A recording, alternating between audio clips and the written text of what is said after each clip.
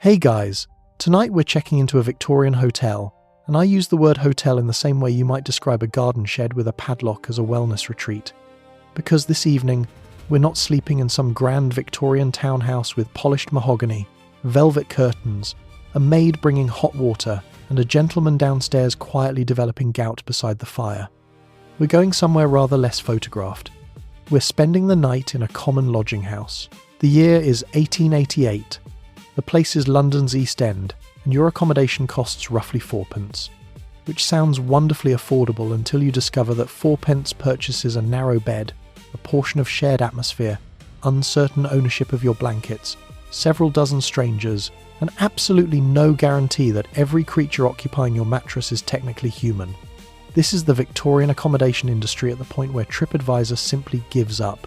And if you're listening to this from a proper bed right now, perhaps with a supportive mattress, clean sheets, 2 pillows because one is no longer sufficient after the age of 35, and a thermostat set to the exact temperature at which you have decided civilization functions best, I would encourage you to enjoy that feeling. Because tonight, your standards are about to collapse faster than your lower back. If you're enjoying these journeys into the parts of history that period dramas very carefully keep outside the camera frame, please like the video and subscribe, but only if you genuinely want to. No pressure. And drop a comment telling me where you're listening from and what time it is for you. There is something strangely comforting about knowing that while one person is listening at 10 in the evening, another is lying awake at 3:17 in the morning wondering whether buying a different pillow would finally solve everything.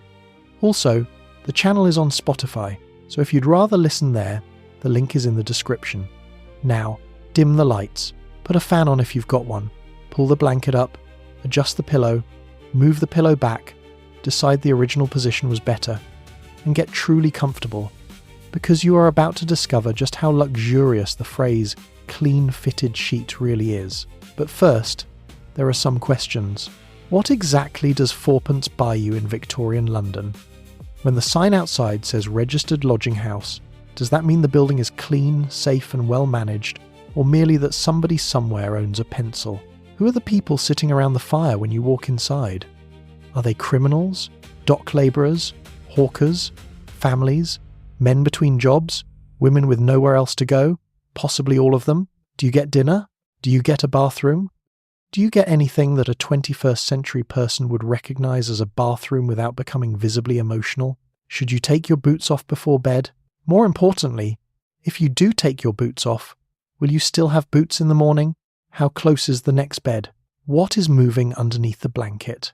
Why is everybody putting their clothes under their pillows? Why is someone frying haddock at midnight? Who is shouting downstairs? Why has a man with a wooden leg become involved? Why is there a cat? Why are there 6 cats? What happens when the public houses close and another wave of lodgers arrives? And most importantly, what happens if, after surviving all of this, you discover you are 1/2 penny short of tomorrow night's bed money? Congratulations! You've just woken up in East London. The year is 1888. Queen Victoria has been on the throne for more than half a century. Britain's factories are producing goods for an empire that stretches across the globe. Railways thunder into enormous stations. Electric lighting is beginning to appear in wealthy and modern places. Engineers, inventors, merchants, and politicians are speaking confidently about progress. And you're standing in a narrow East End street with fourpence in your pocket wondering whether the building in front of you has fleas. The pavement is damp. Gaslight trembles in the evening mist. Somewhere nearby, a cartwheel strikes a stone. A public house door opens and releases a burst of voices, tobacco smoke, and warmth before closing again. Above a doorway is a board announcing that beds are available. You have no room of your own, no home waiting nearby, no helpful relative with a spare bedroom and an inexplicable collection of decorative cushions. You have fourpence. This is home. Try not to lose your trousers. Fourpence is the difference between a bed and the street. Let's begin with the money, because before you can worry about the bed, the insects, the smell, the stranger coughing 3 feet from your face, or whether the blanket has ever experienced soap, you first have to earn the right to get through the door. In a cheap Victorian common lodging house, that right might cost you 3pence or 4pence for the night. It sounds almost comically small. 4 pennies. You could hold your entire accommodation budget in the palm of one hand and still have room for disappointment. But in 1888, if you are living at the bottom end of London's labour market, fourpence is not loose change, it is a decision. You may be a dock labourer hoping to be chosen for work in the morning, a porter carrying goods through the markets, a street seller, a costermonger, a casual labourer, or simply someone who had work last week and does not have it now. Your income can change from day to day. There is no guaranteed wage arriving neatly into an account every Friday. There is no emergency fund earning interest somewhere reassuring. What you possess is what is in your pocket. And tonight, you count it. 1 penny, 2, 3, 4. Excellent. You are indoors. That sounds dramatic until you realise how narrow the margin actually is. Suppose you have earned a shilling during the day. That money has already begun disappearing before you reach the lodging house. You need food. Perhaps tea, perhaps a little bread, perhaps something hot if the day has been particularly cold. Your boots need repairing eventually. Your shirt is wearing thin. There may be children depending on you, or a wife or a husband whose own work has disappeared. Every penny already has 3 jobs waiting for it, and 4 of those pennies belong to tonight. This is why the price of a bed matters so much. You are not choosing between a cheap hotel and a nicer hotel. You are choosing between a cheap bed and no bed at all. There is no cheerful app suggesting that for only another £2 you can upgrade to a room with breakfast. There is simply indoors and outdoors. The lodging house keeper understands this perfectly.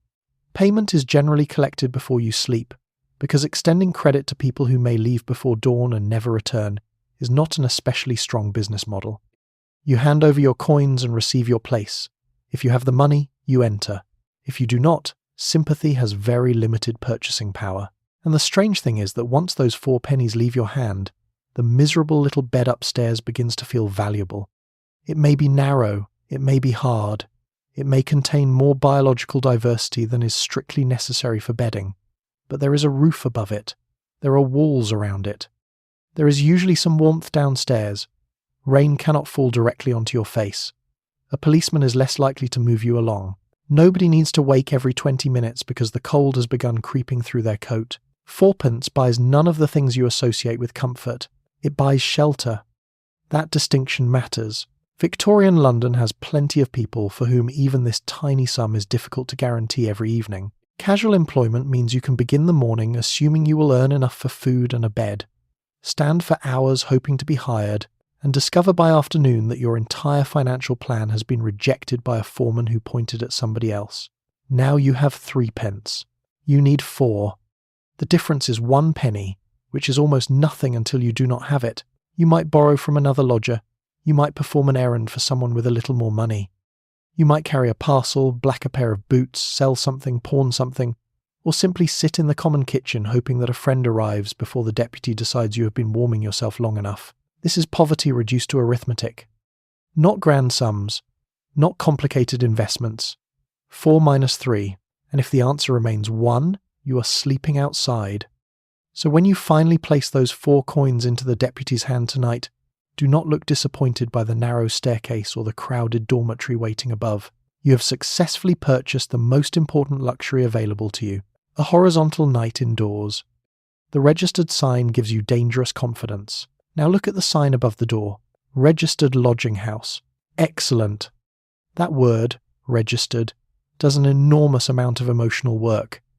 It suggests that somebody official has been here. Somebody with a notebook. Somebody who has inspected the premises, counted the beds, looked thoughtfully at the walls, perhaps frowned at a bucket, and then decided that human beings may legally spend the night inside. Your modern instincts immediately relax. Registered sounds safe. Registered sounds supervised. Registered sounds like there is probably a complaints procedure. There is not a complaints procedure. By 1888, common lodging houses in London were subject to regulation.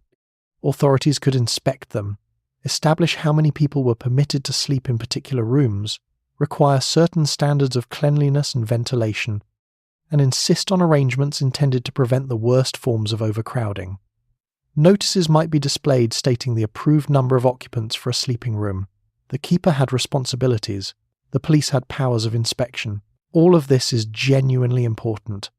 It also does not mean the pillow upstairs is clean. This is one of the first lessons Victorian London teaches you. Legislation can establish a minimum standard. It cannot manufacture comfort out of fourpence. The lodging house may therefore be perfectly legal and still cause you to stand in the doorway reconsidering whether rain is actually that bad. You step inside. The entrance is narrow. The walls have absorbed years of smoke, damp, breath, and contact with coats that have spent their working lives rubbing against London. The floor has been walked across by hundreds, perhaps thousands of boots. Somewhere farther inside you can hear voices, crockery, the scrape of a bench, and a cough with enough history behind it to deserve its own biography. But the house is registered. Remember that. The Victorian authorities were dealing with a serious public health problem.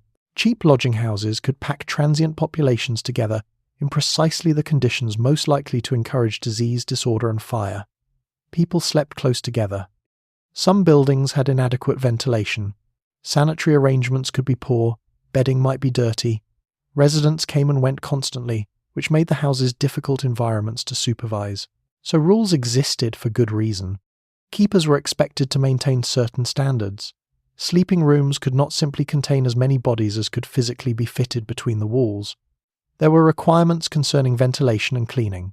Inspectors could enter. This represented real progress. The difficulty, as usual, was the distance between what a regulation says and what a tired man lying on a mattress at midnight experiences. Suppose the room is legally permitted to hold 20 people. Wonderful. You are number 20. The law has protected you from number 21. Try to contain your gratitude. An inspection itself could only achieve so much. A house might be cleaned before an inspection. Bedding might technically meet a requirement while remaining unpleasant. Windows might exist without producing anything approaching fresh air once a room filled with sleeping bodies. A floor could be scrubbed and still be surrounded by damp walls, old furniture, smoke, and a collection of boots that have spent the day exploring Whitechapel. You begin to understand that registered does not mean luxurious. It means somebody knows where the building is. Still, that matters more than it first appears. Unregistered or badly managed houses could be considerably worse. Regulation at least created a framework through which authorities might challenge dangerous overcrowding or unsanitary conditions. For people paying only a few pence, even imperfect regulation could make the difference between a bad sleeping place and a catastrophic one. So you should not mock the little sign completely. You should merely reduce your expectations. Think of it less as a hotel rating and more as a message from the government saying, yes, we have seen this building too. You take another step inside. The smell becomes more complicated. There is heat somewhere ahead, tobacco smoke, damp wool, cheap food cooking, a little gas, a little humanity. You glance back at the reassuring word above the entrance. Registered. Very good. The authorities know you are here. Whether that will help you sleep is another matter entirely. The deputy wants his money before your biography. You push through the entrance and meet one of the most important people in your new domestic life, the deputy. He is not the owner necessarily, and he is certainly not a concierge.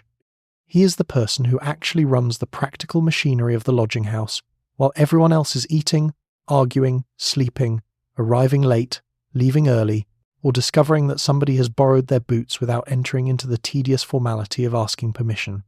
The deputy collects the night's money. This makes him important immediately. You have fourpence in your hand, and he has somewhere indoors for you to lie down. The relationship is beautifully clear. There is no long conversation about your circumstances.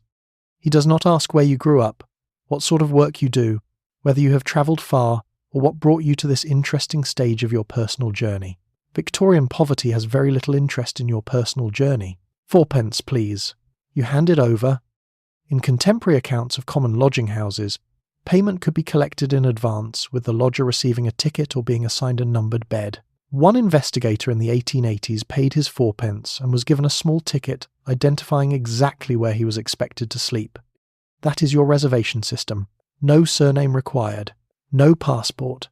No credit card held against damages. Just money, number, mattress. The efficiency is almost admirable. The deputy needs to know who has paid because the house may contain regular residents, newcomers, people hoping to borrow money, and people lingering near the warmth while possessing insufficient funds to graduate from sitting to sleeping. He therefore becomes part manager, part cashier, part night watchman, and part referee. He knows which beds are occupied. He knows who still owes money. He knows who causes trouble after drinking. He knows which regular lodger will complain that someone else has taken his favourite place by the fire. He probably knows considerably more about the private lives of the residents than any respectable Victorian person would admit knowing about anyone. And unlike the inhabitants of wealthy homes, where servants are trained to become nearly invisible, the deputy cannot disappear politely into the background. He is managing a building full of people whose schedules do not align. Someone arrives at 7, someone else arrives at 11, another person leaves at 4 in the morning. A man wants hot water, someone wants a cooking pan, 2 lodgers are arguing. Another insists that his coat has vanished. Someone downstairs has clearly consumed more alcohol than his personality can safely support. The deputy deals with it. This does not necessarily make him gentle. Common lodging houses are businesses operating on tiny nightly payments. A deputy who allows everyone with a sad story to sleep without paying will very quickly discover that he is running a charity, and perhaps an unsuccessful one. So your biography is irrelevant. You may have worked all day and still come up short. You may have been cheated of wages. You may have spent your last money feeding a child. You may simply be unlucky. All of these things can be true. The bed still costs 4pence. This sounds brutal, but the deputy is often not living several social worlds above you. He may himself be working long hours for modest pay, sleeping somewhere in the same building, managing residents whose problems cannot be solved by one man standing beside a cash box. He does not control London's wages. He does not control the docks. He cannot create employment. Tonight he controls beds. That is enough authority to make everyone pay attention. You watch another lodger approach. Coins are counted. A few words are exchanged. The money disappears into the night's takings, and another bed is allocated. The system continues. Every person who enters undergoes the same small transaction. Money first, rest second. And somewhere inside this process, the extraordinary complexity of a human life gets compressed into a very simple question. Have you got the 4pence?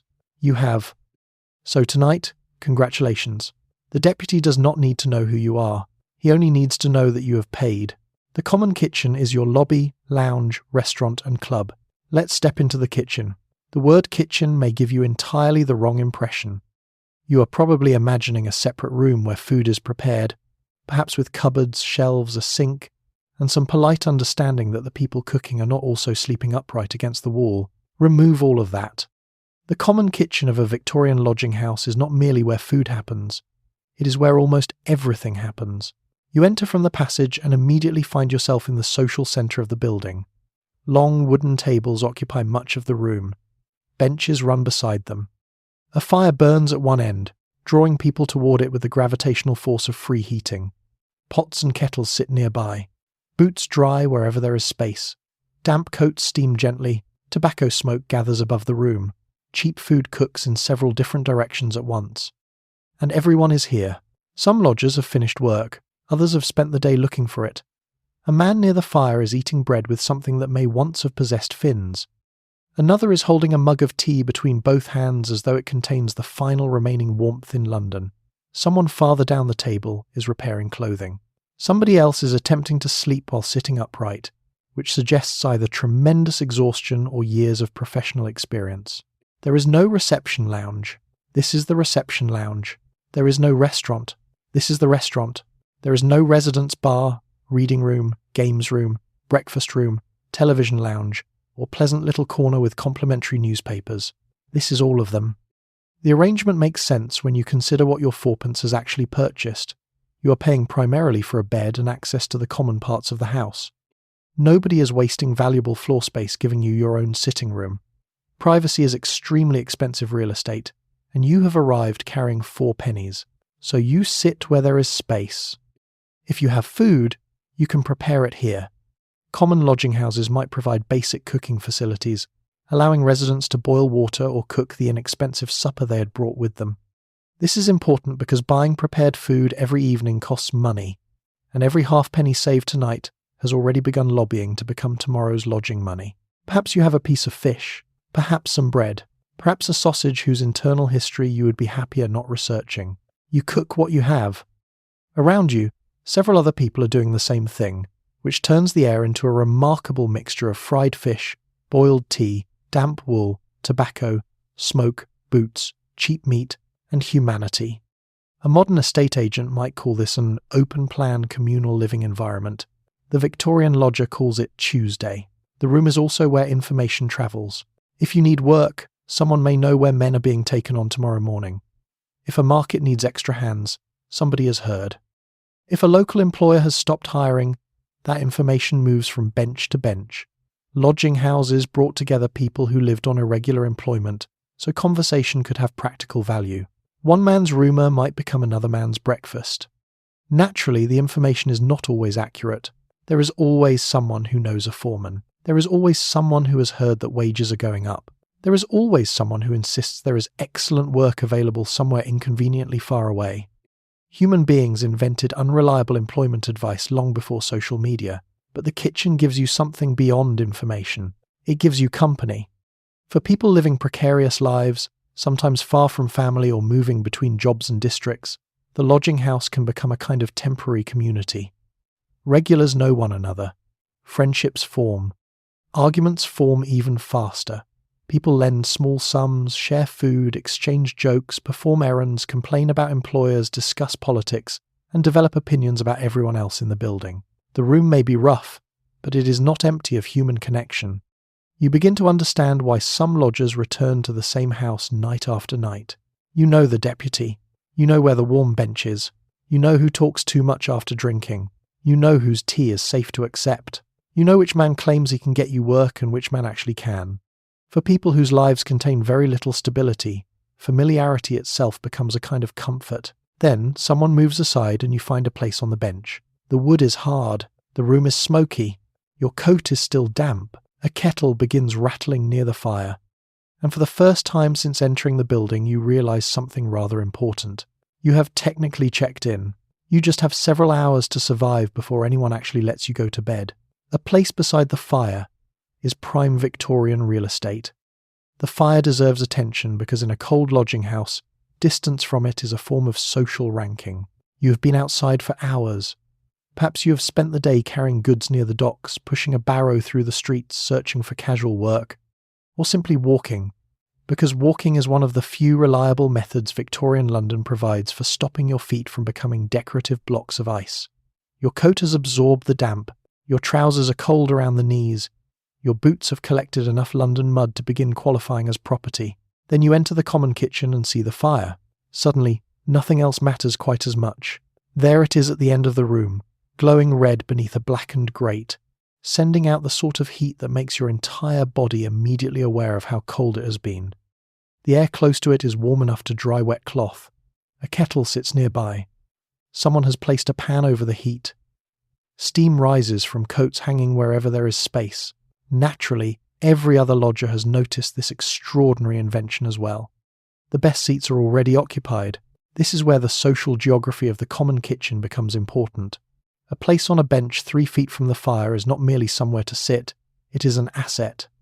It represents warmth, dry clothing, easier cooking, and the possibility of spending an evening without feeling the November damp slowly entering your skeleton. Regular lodgers understand this perfectly. Contemporary descriptions of common lodging houses mention men reserving favourable places near the fire, sometimes even paying poorer lodgers small sums to keep a seat for them. Imagine being so poor that your bedroom costs fourpence, yet still participating in a property market.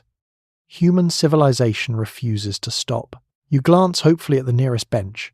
Occupied. The next one? Also occupied. A man is stretched across rather more of it than his anatomy strictly requires, but his expression suggests that opening negotiations would be unwise.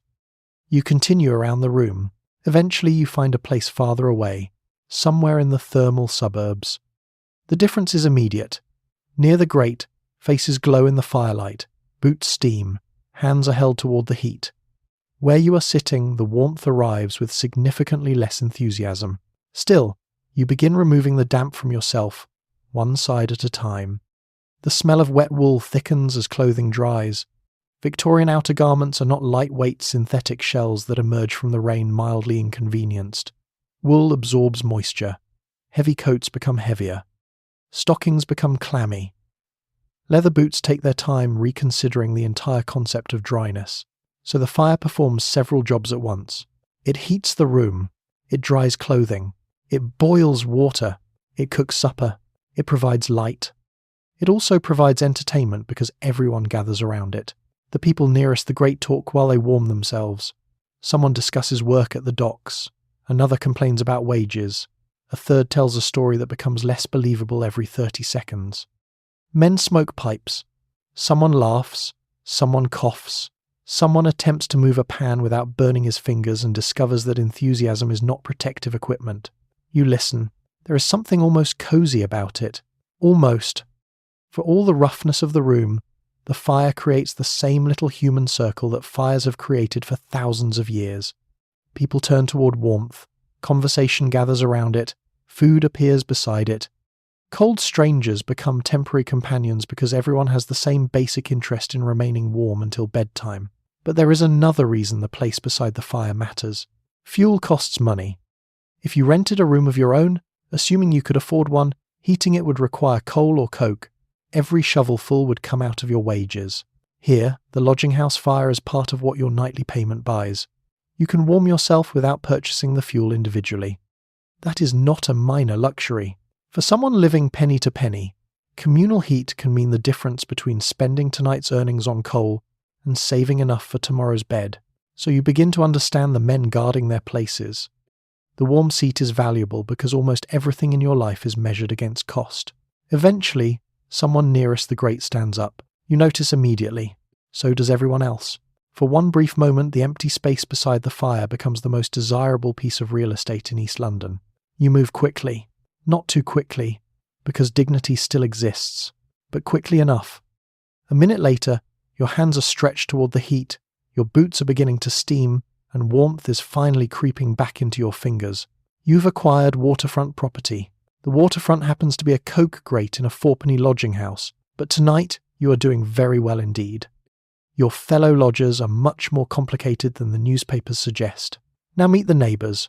This is the point where Victorian newspapers become slightly unhelpful, because if you believed every sensational account of common lodging houses, you would assume the room was occupied exclusively by professional thieves, escaped convicts, violent drunkards, and mysterious men whose only known occupation involved leaning against walls after midnight. The reality is much more complicated. Look around the common kitchen, and you will find people who have arrived here for very different reasons. A dock labourer sits near the fire, hoping there will be work tomorrow. A street seller is counting the day's takings. A porter is eating supper with the slow concentration of someone who has carried other people's belongings since sunrise.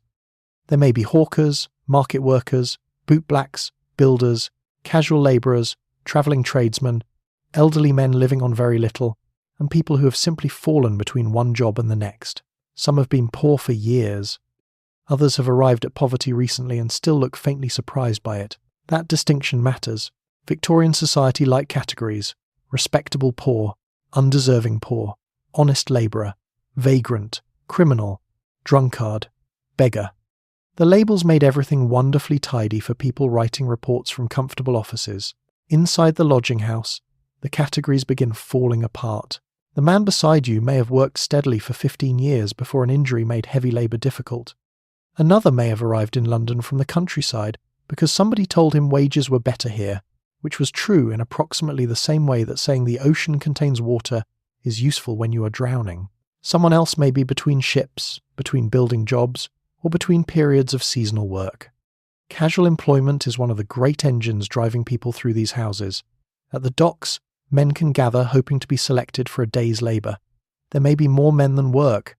If you are chosen, you earn something. If you are not, you have spent part of the morning participating in an unpaid competition for the privilege of lifting very heavy objects. Tomorrow, you try again. This instability creates a population that moves constantly between barely managing and not managing at all. And then, yes, there are criminals. Pickpockets exist. Thieves exist. People selling stolen goods exist.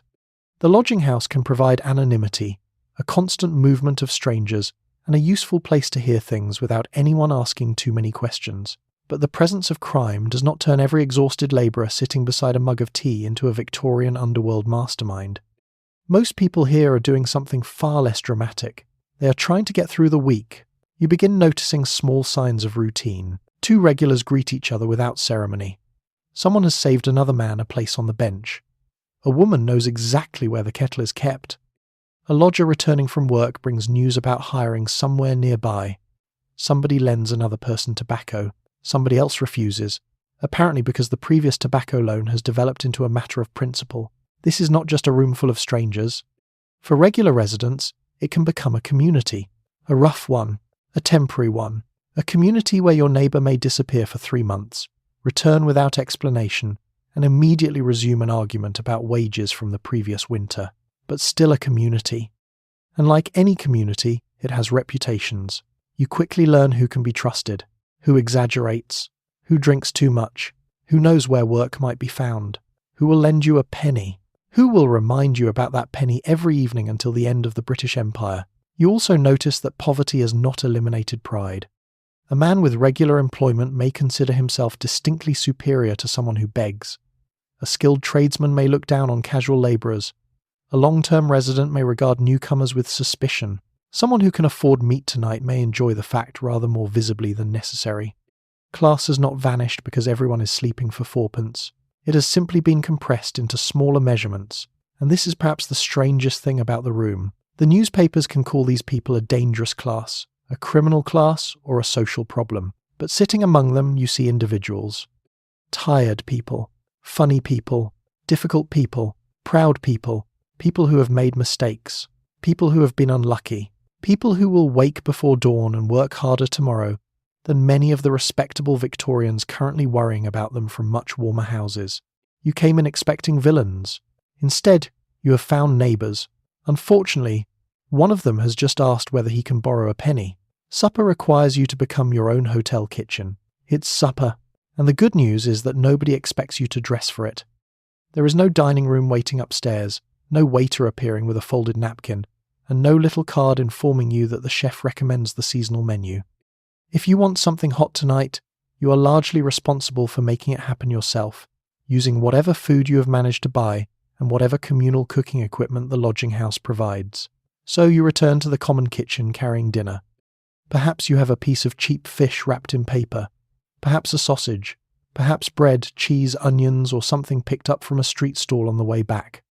If money has been particularly tight, supper may consist largely of bread and tea, which is less a meal than an agreement with your stomach to continue negotiations tomorrow. Around you, everyone else is making similar calculations. The fire that warmed your hands earlier is now functioning as the communal cooking range. Kettles crowd around it. Pans are moved closer to the heat. Someone has found a fork with ambitions of becoming a cooking utensil. Another lodger is frying fish whose smell immediately announces itself to the entire building. There is no extractor fan. The extractor fan is the window, assuming anyone agrees to open it and lose the heat. They do not. So the smell stays. Fish, onions, cheap meat, tea, tobacco smoke, damp clothing, hot metal, and whatever was cooked before you arrived all gather beneath the ceiling and begin forming their own weather system. You find a pan. This is where modern instincts become dangerous again. Do not ask whose pan it is. Do not ask when it was last cleaned. Do not inspect it against the light. The lodging house works because certain questions remain theoretical. Common lodging houses often provided basic utensils and cooking facilities because the residents could not afford to eat prepared meals every night. Buying raw or simple food and cooking it yourself stretched a few pennies considerably farther. Every coin saved at supper might be needed for tomorrow night's bed, so you become your own cook. You place your food near the fire and watch it carefully, partly because you do not want it to burn, and partly because unattended food in a room full of hungry people is a philosophical experiment you are not interested in conducting. Someone beside you is boiling water for tea. Tea matters enormously here. It is hot, cheap enough to be familiar, comforting after a cold day, and capable of making bread feel briefly like a complete meal. Strong tea appears in working-class life with remarkable persistence because it does several useful things at once. It warms you, gives you something to hold, and creates the impression that an evening has structure. You pour some into a battered mug. The mug has also had a life before meeting you. Again, no questions. You sit at the long table and begin eating. Now the common kitchen changes character. For a while, conversations become quieter because even Victorian London recognises that chewing deserves concentration. Men bend over plates. Someone tears bread with both hands. Another lodger carefully divides his food so that a portion remains for morning. That little act catches your attention. Saving breakfast is difficult when you are hungry tonight, but tomorrow's hunger has excellent attendance. You eat more slowly. The fish is salty, the bread is dense, the tea is almost aggressively strong. None of it is elegant. But after a day outside, it tastes better than elegance has any right to. And there is something strangely comforting about everybody eating together. Nobody has invited anyone. There is no host. No one has arranged the seating. Yet the room becomes, briefly, a rough dining hall. News is exchanged between mouthfuls. Someone complains about the docks. Someone else claims there will be work at the market tomorrow. A joke passes along one side of the table and reaches the other slightly altered. You start to understand why regular lodgers can become attached to particular houses. The meal is poor, the room is crowded, but it is warm, and for half an hour you are surrounded by people doing exactly what you are doing, trying to make enough out of very little. Eventually, you finish the last piece of bread and look at the pan. Now comes washing up. Or, more accurately, Victorian communal washing up, where a little hot water, a cloth of uncertain ancestry, and strong optimism are invited to restore the cookware to civilization. You clean it as well as you reasonably can and put it back. Someone will use it after you. Then someone after them. The system continues. You sit back with the final mouthful of tea. Congratulations. You have successfully enjoyed dinner at your Victorian hotel. The chef was you. The restaurant was also your living room. And the table is already being used by someone repairing a boot. You discover that fourpenny society somehow has valets. And now we reach one of the more magnificent details of common lodging house civilization. Because even here, in a building where a bed costs only a few pennies and half the residents are mentally calculating whether tomorrow's supper can coexist with tomorrow's rent, human beings have somehow managed to recreate a class system. Of course they have.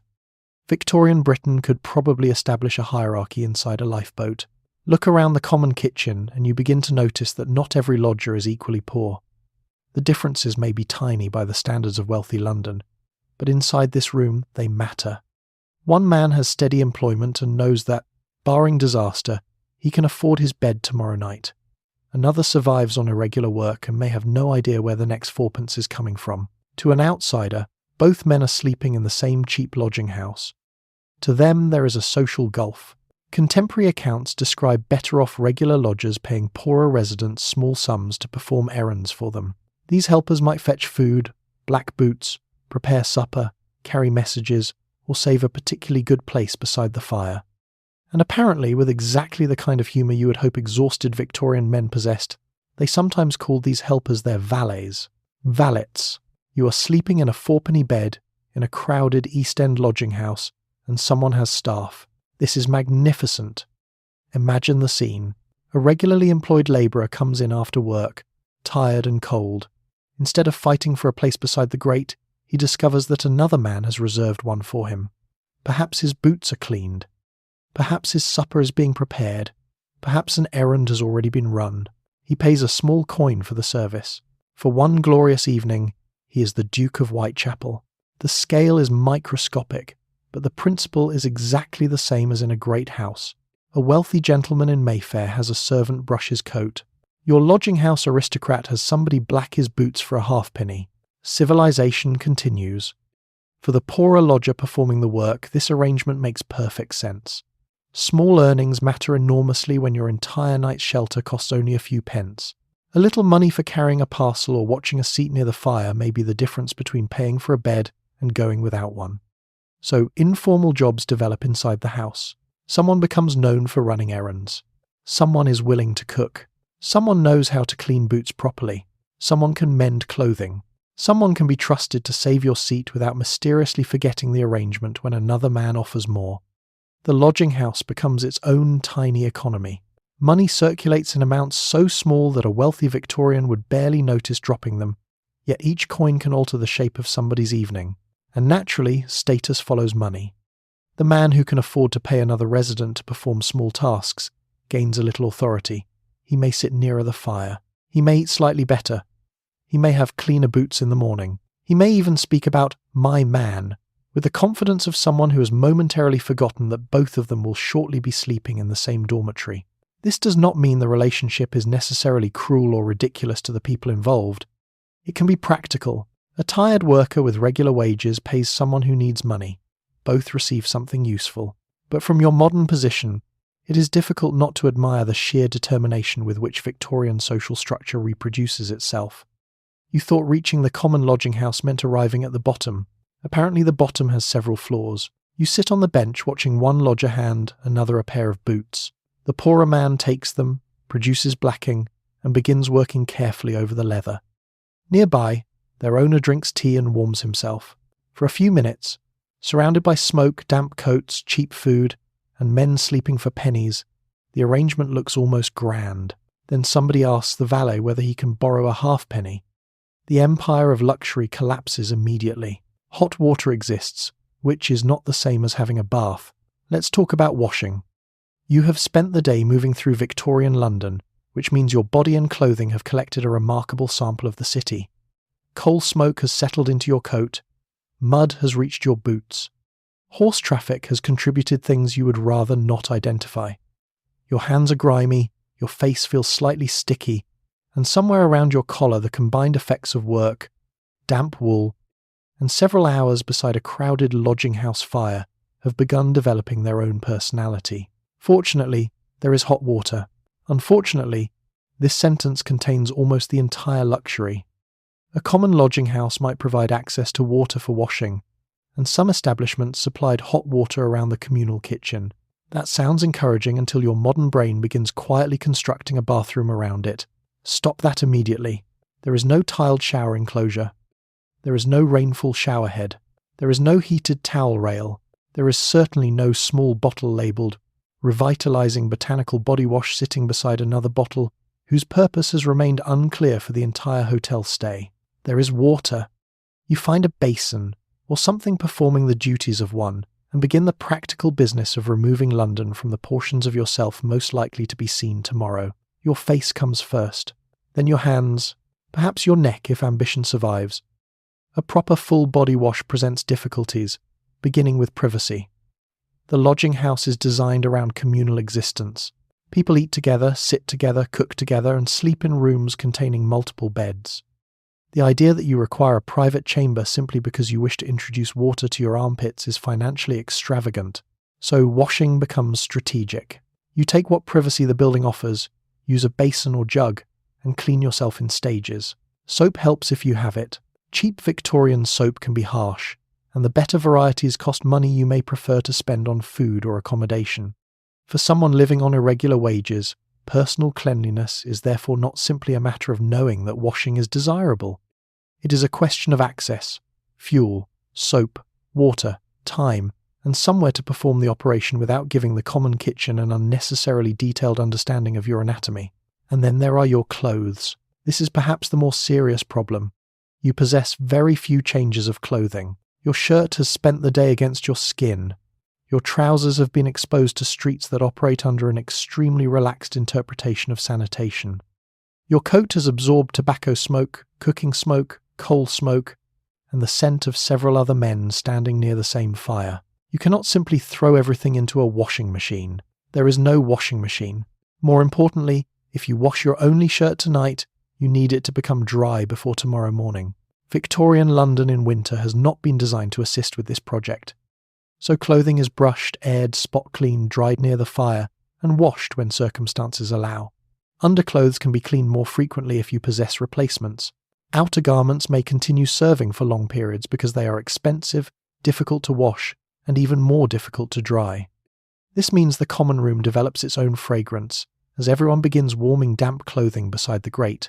Wet wool, leather, soap, smoke, human beings, a faint contribution from supper.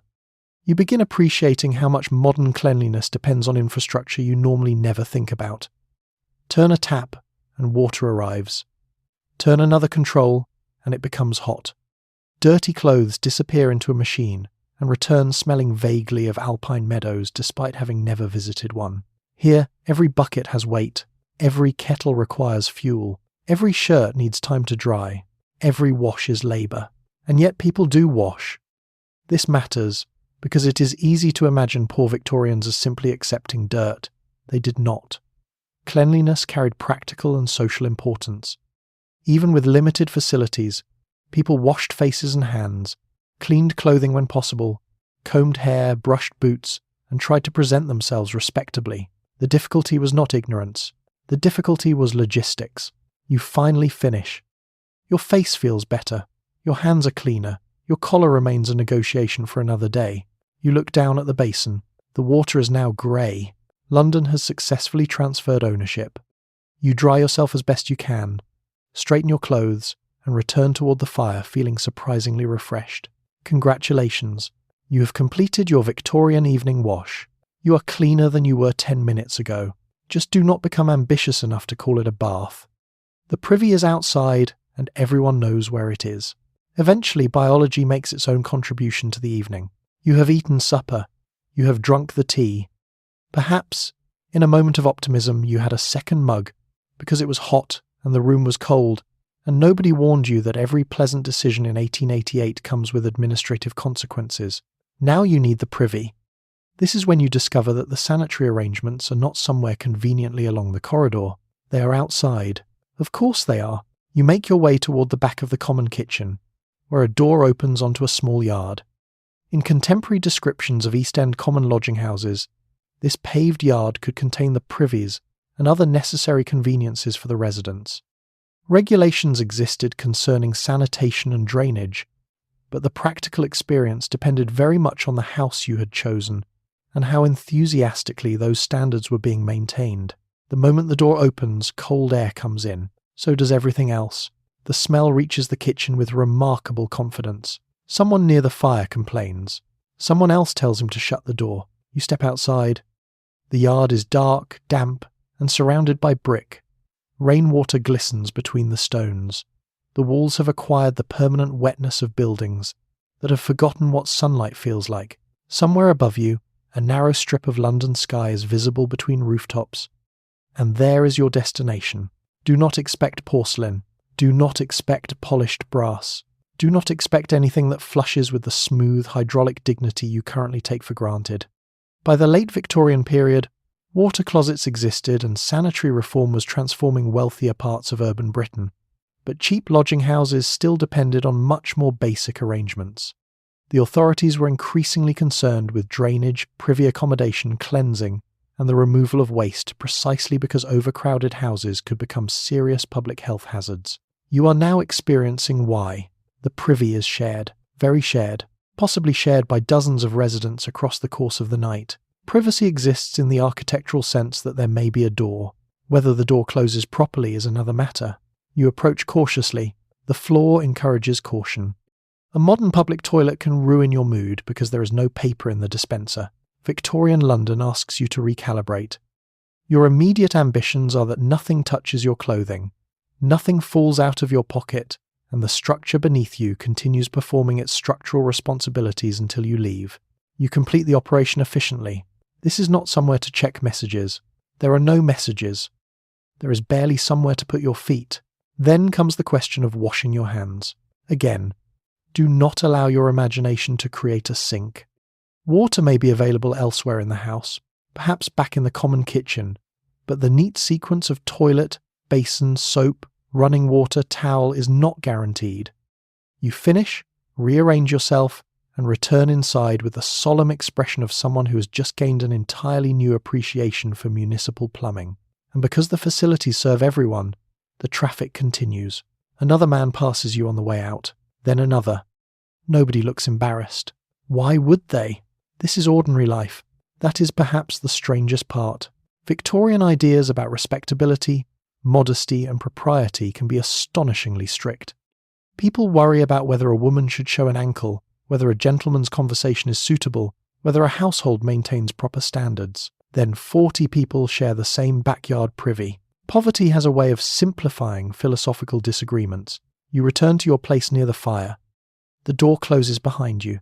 Warmth surrounds you again, along with tobacco smoke and supper smells. For a moment it actually feels pleasant. Then somebody opens the yard door. The entire room reacts. Shut that. The door slams. And there you have one of the more practical social rules of the Victorian common lodging house. Everyone knows where the privy is. Nobody wants to be reminded. Closing time sends the second shift through the door. The evening has been noisy, but up to this point, it has been the manageable sort of noise. Conversation rolls across the common kitchen, pans scrape against the grate, cups knock against wooden tables. Someone laughs near the fire. Someone coughs in the corner. Boots cross the floorboards. The entire house hums with that restless sound produced when too many people are attempting to conduct separate lives inside the same room. Then the public houses begin to close, and the atmosphere changes. You hear the first group before you see them. Voices come through the passage, louder than necessary and carrying the particular confidence of men who have spent the evening becoming progressively less interested in volume control. The front door opens, cold air enters, followed by several lodgers smelling of damp wool, tobacco, beer, and the outside streets. The room makes space, not much space. There is not much available. Another man appears behind them, then another. The evening population of the lodging house is arriving in stages. Many working men do not come directly home after finishing for the day. The public house offers warmth, light, drink, conversation, newspapers, games, and company. It can be considerably more appealing than returning immediately to a crowded lodging house where your private accommodation consists mainly of permission to occupy a mattress later. So some residents remain out until closing time. Now they return together. The effect is impressive. The common kitchen that seemed crowded an hour ago reveals that crowded was merely an early draft. Coats fill the doorway. Benches gain extra occupants. Men stand because sitting has become ambitious. Somebody begins preparing food despite the hour, which means the smell of frying joins everything already suspended in the air. A kettle goes back onto the fire. Of course it does. Apparently midnight tea remains important even when the room already contains enough activity to operate a small railway station. You shift along the bench. Again, your comfortable little section of wood has been reduced twice since supper, and another arrival is looking at the remaining 6 inches with professional interest. You surrender them. Peace is valuable. Across the room, someone has returned from the public house in an excellent mood. This is unfortunate for everyone. He would like to sing. Nobody requested singing. This does not affect the performance. A few voices join him. Another lodger objects. Someone tells the objecting lodger to stop complaining. The singer interprets this as encouragement and begins the next verse with greater emotional commitment. You begin to understand that bedtime is not determined by the clock here. It is determined by exhaustion, eventually defeating the building. And alcohol complicates matters. Victorian drinking culture is deeply woven into working-class social life, partly because public houses provide spaces that cramped homes and lodging houses often cannot. For many people, drinking is ordinary recreation rather than constant drunkenness, but place enough tired men, cheap alcohol, financial anxiety, wounded pride, and limited personal space together, and occasionally the evening develops opinions. 2 men near the doorway begin disagreeing. You do not know what about. Neither, quite possibly, do they. The argument appears to have begun elsewhere and arrived fully formed. Voices rise. Nearby regulars pay attention without appearing to pay attention. This is clearly familiar territory. One man continues eating as though nothing unusual is occurring. Another slowly moves his mug farther from the edge of the table. Experience has spoken. The deputy appears. This is where you appreciate why the man collecting 4pence earlier required more skills than basic arithmetic. He has to persuade tired, sometimes intoxicated adults to behave inside a building where practically everyone is living at arm's length from everyone else. The argument subsides. For now, you glance toward the staircase and briefly consider going to bed. Then the front door opens again. Another wave arrives. London's nightlife is checking in. Eventually the benches settle into a new arrangement. Wet coats steam beside the fire. Late suppers appear. Men describe events from the evening with increasing levels of historical revision. Someone insists he has won money. Another person points out that he has borrowed money. The singer has stopped. A small mercy. You sit with your hands around the remains of your tea and watch the room gradually absorb everyone. By now, you understand the rhythm. Day workers arrive first. The drinkers arrive later. The house gets louder before it gets quieter. And eventually, when the public houses have emptied and the streets begin thinning, nearly everyone who can afford a bed has returned. Your Victorian hotel is finally full. Unfortunately, everyone has come home at once. The amount of alcohol changes the architecture of the room. At first, the kitchen was merely crowded. Now it has somehow become smaller. Nothing physical has changed. The walls have not moved. The ceiling remains where it was. The long tables are still in the same position. And yet, after another round of late arrivals from the public houses, the room appears to have lost several feet in every direction. Alcohol has altered the geometry. Men who previously required 18 inches of bench now require 3 feet and an audience. Conversations that could once be conducted between two people are being delivered to the entire room. Arms move more widely. Chairs scrape. Boots stretch into walkways. Someone who arrived quietly 20 minutes ago has suddenly developed strong views about Parliament and feels the constitutional future of Britain depends upon everyone hearing them immediately. You move your cup closer. This seems wise. Victorian public houses are an important part of working-class social life, especially for people whose homes offer very little comfort or privacy. They provide warmth, company, drink, newspapers, games, and somewhere to sit away from work. For a man sleeping in a common lodging house, the pub may actually offer more personal space than the place where he spends the night. The difficulty arrives when everyone returns. Some men have had 1 or 2 drinks. Others have approached the evening as though beer is attempting to escape Britain and must be personally prevented from doing so. You can usually tell which group has entered. One man near the table is explaining something to his friend at a volume suitable for communicating across the Thames. His friend is 12 inches away. Another lodger is laughing at absolutely everything, which initially makes him the most cheerful person in the room and gradually makes him one of the least relaxing. Someone else has become deeply affectionate. He is shaking hands with people he already shook hands with 5 minutes ago and assuring them that they are fine fellows. This is preferable to the alternative. The alternative is the man who has remembered an insult. Perhaps it happened tonight. Perhaps it happened last Thursday. Perhaps nobody except him remembers it happening at all. It does not matter. Alcohol has polished the memory until it now requires immediate legal review beside the fire. A disagreement begins. The first stage is deceptively calm. 2 men exchange short sentences. Their neighbours continue eating but begin listening. Then one sentence becomes louder. The reply becomes louder still. Suddenly the entire room has become interested. This is one of the disadvantages of communal living. There is no private argument. A disagreement belongs to everyone. People turn on the benches. Someone offers advice despite not knowing the subject. Another person tells both men they are fools. This produces the remarkable achievement of creating a third argument from the first one. The deputy watches. He has seen this before. He probably saw it yesterday. His job is to intervene before the room's furniture begins participating, because a fight inside a lodging house kitchen is not simply unpleasant. It can damage property, injure residents, attract police attention, and create exactly the kind of reputation a registered lodging house keeper would prefer not to develop. So voices are lowered. Eventually, one man sits. The other continues speaking for another minute because technically sitting down first would imply defeat. Then he sits too. Civilization has survived. For now. Meanwhile, the quieter residents have developed defensive strategies. An elderly lodger keeps his head down and concentrates on his tea. A man near the wall is already asleep with his chin against his chest, displaying an ability to ignore noise that you would gladly purchase. Another has positioned himself at the edge of the room, outside the main currents of conversation, and appears to understand that the safest social policy after 11 at night is possessing no strongly held views. You begin following his example. The room continues expanding and contracting around you according to the emotional condition of whoever has most recently entered.